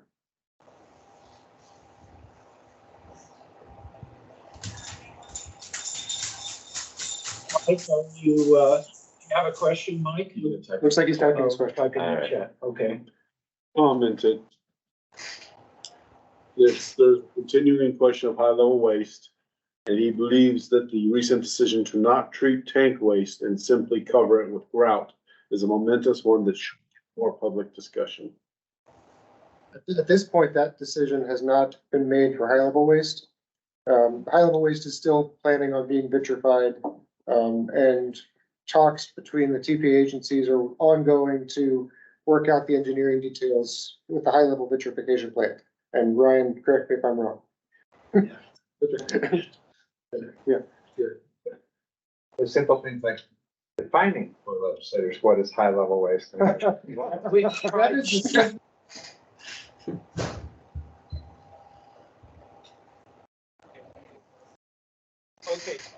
So you got a lot of time to work on it. so moving on, so we can get out of here. There's two more things on my list and then open it up for any other topics. The question was that our board bylaws, and believe it or not, we have bylaws, but they're short. They're only about 3 pages. But they're 10 or 12 years old. And the question was, was that maybe those should get revisited? The last update was in 2017. Oh, really? Yes. I have an older copy and I found online. And I'm not sure it would necessarily address something like the process question. Yeah, just to inject. So the last revision that we did was approximately 2017. And I think I distributed or put a copy out for everybody. We had a couple things we worked through, excuse me, back then, but with talking about the subcommittee and some new direction, that would be appropriate to bring it maybe at the next meeting to draft some new language within the bylaws. Okay, so we're looking for a minimum of 1 person or 2 or 3 that would like to take a look at the 2017 bylaws and suggest revisions between now and the next meeting. So do we have any volunteers? Oh, it's an exciting topic. Bylaws for a board. I'm a little fuzzy on like what sort of stuff we might, isn't in there now that we would want. Bring up. So for instance, the Hanford Advisory Board has a tome that I just rewrote about how we go about writing advice. And who has to weigh in and why and how, and, how many, goes into a committee and comes out of a committee and it goes to the full board. And so this group has been a little more informal over its time, existence for how a letter comes from OHCB and goes to someone else. And who has to have how do we go about, does Odo staff facilitate the conversation amongst all of the board members? So everyone has a chance to say, yeah, I really don't like that sentence. Or what if we added this? As opposed to having a small group of people come up with a document that then goes out without having been approved by the board, because we don't have the definition of what approved by the board means. That sounds super relevant. I will happily take a stab. Anyone else wants to do it in the spirit of that? Probably better not to have just one person doing it. So you want to take the lead on that? Yes. Yes. I'll sign up to support you. I'll support you. As a starting place and to go back to the board, full board. What's the starting point? You. And Okay, all right. So Great. Steve will take the lead with assistance. I am sure. I will refrain from writing new bylaws that make me supreme dictator for life and legislative board of existence. Okay, one last thing on my list, and that was the date for the next meeting.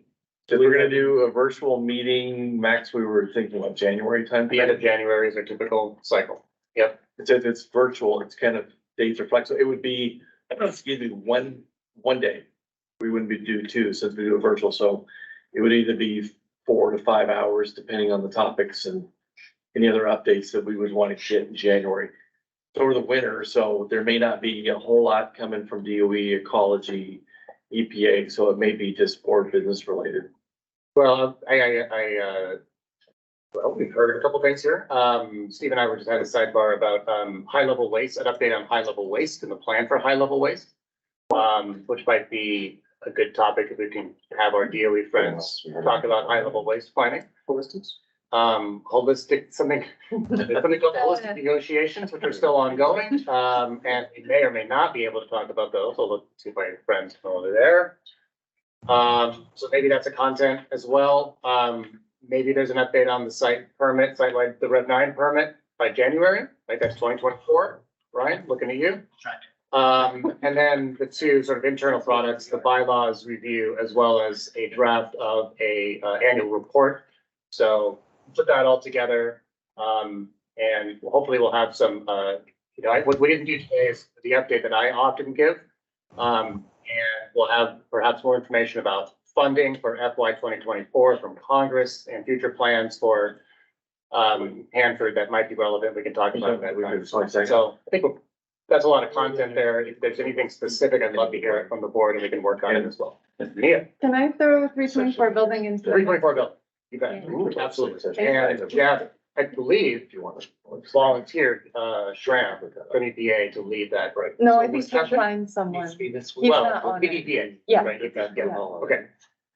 324 building. Sir. What's another question? So, did we say, January 10th? For the January meeting? We're open to suggestions, so if that works. Well, the reason I'm asking is, Representative Gamba and I will be doing ledge days, the 10th, 11th, and 12th. So I was wondering if maybe the 9th would work.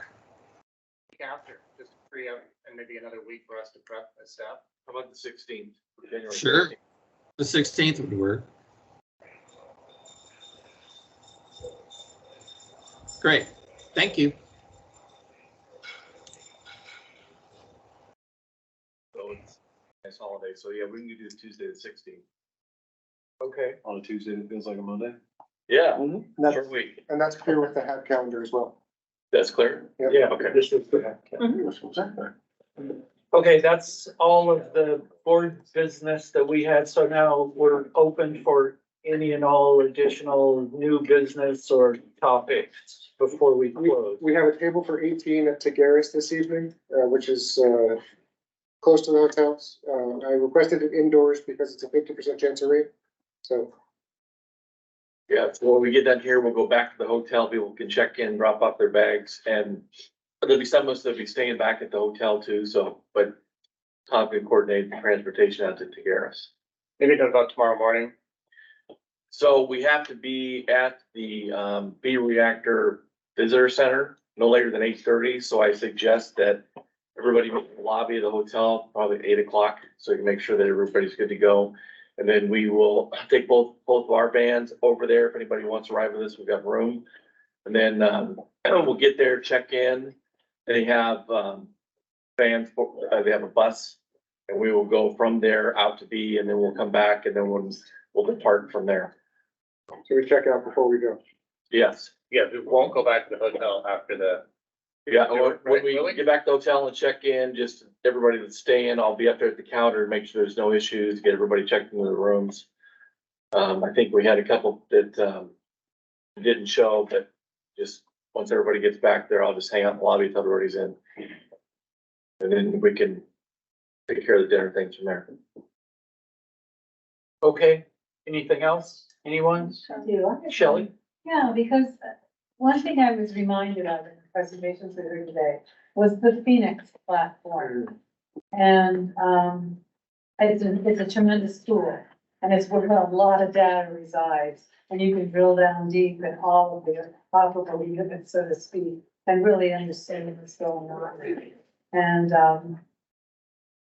it's a presentation that could be given to the I board. was about to say, that sounds like a great thing to get a update. You know, not that you need something right now, but it would, I think it'd be very good. Put on the list. I mean, the data and information management more generally is something I'm really interested in on a project like this. And then I had one more thought in terms of, you know, outreach to the legislature and all of that. And this would be to ask Ken Niles. There was a time when I was chair, Ken and I went before one of the committees. I think it was water. And we talked in hours. I mean, it was just like a total, yeah. Maybe go for 2 hours in front of a committee show. It was horrible, yeah, I know. Especially, you know, I'm just. But it was, you know, he would have some insight, I'm sure, and how you might want to slice and dice it, and that would then really help define.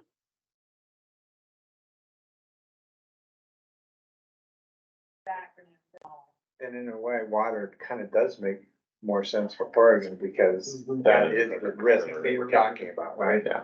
And water happens to be water and ag land use and natural resources, so there is. That actually. You know, the other component of that I was thinking about is that we've got some serious water issues in the port of, and, Since not here. and so, you know, that can dovetail well with what is going into this river. Yes. Hydrate issues. Yeah. Good point. Okay. And if I can, just to thank Mary Lou for her service. This is our last meeting, Mary Lou. Once again. Thank you. And hats off to Odo for the great staffing job they do for us. Yeah.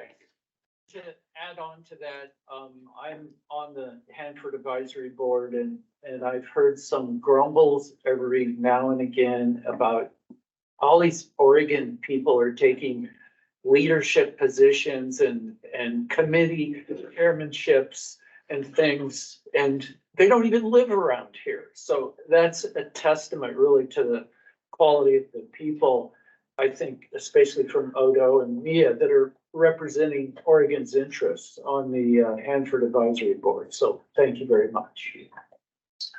Okay, meeting adjourned.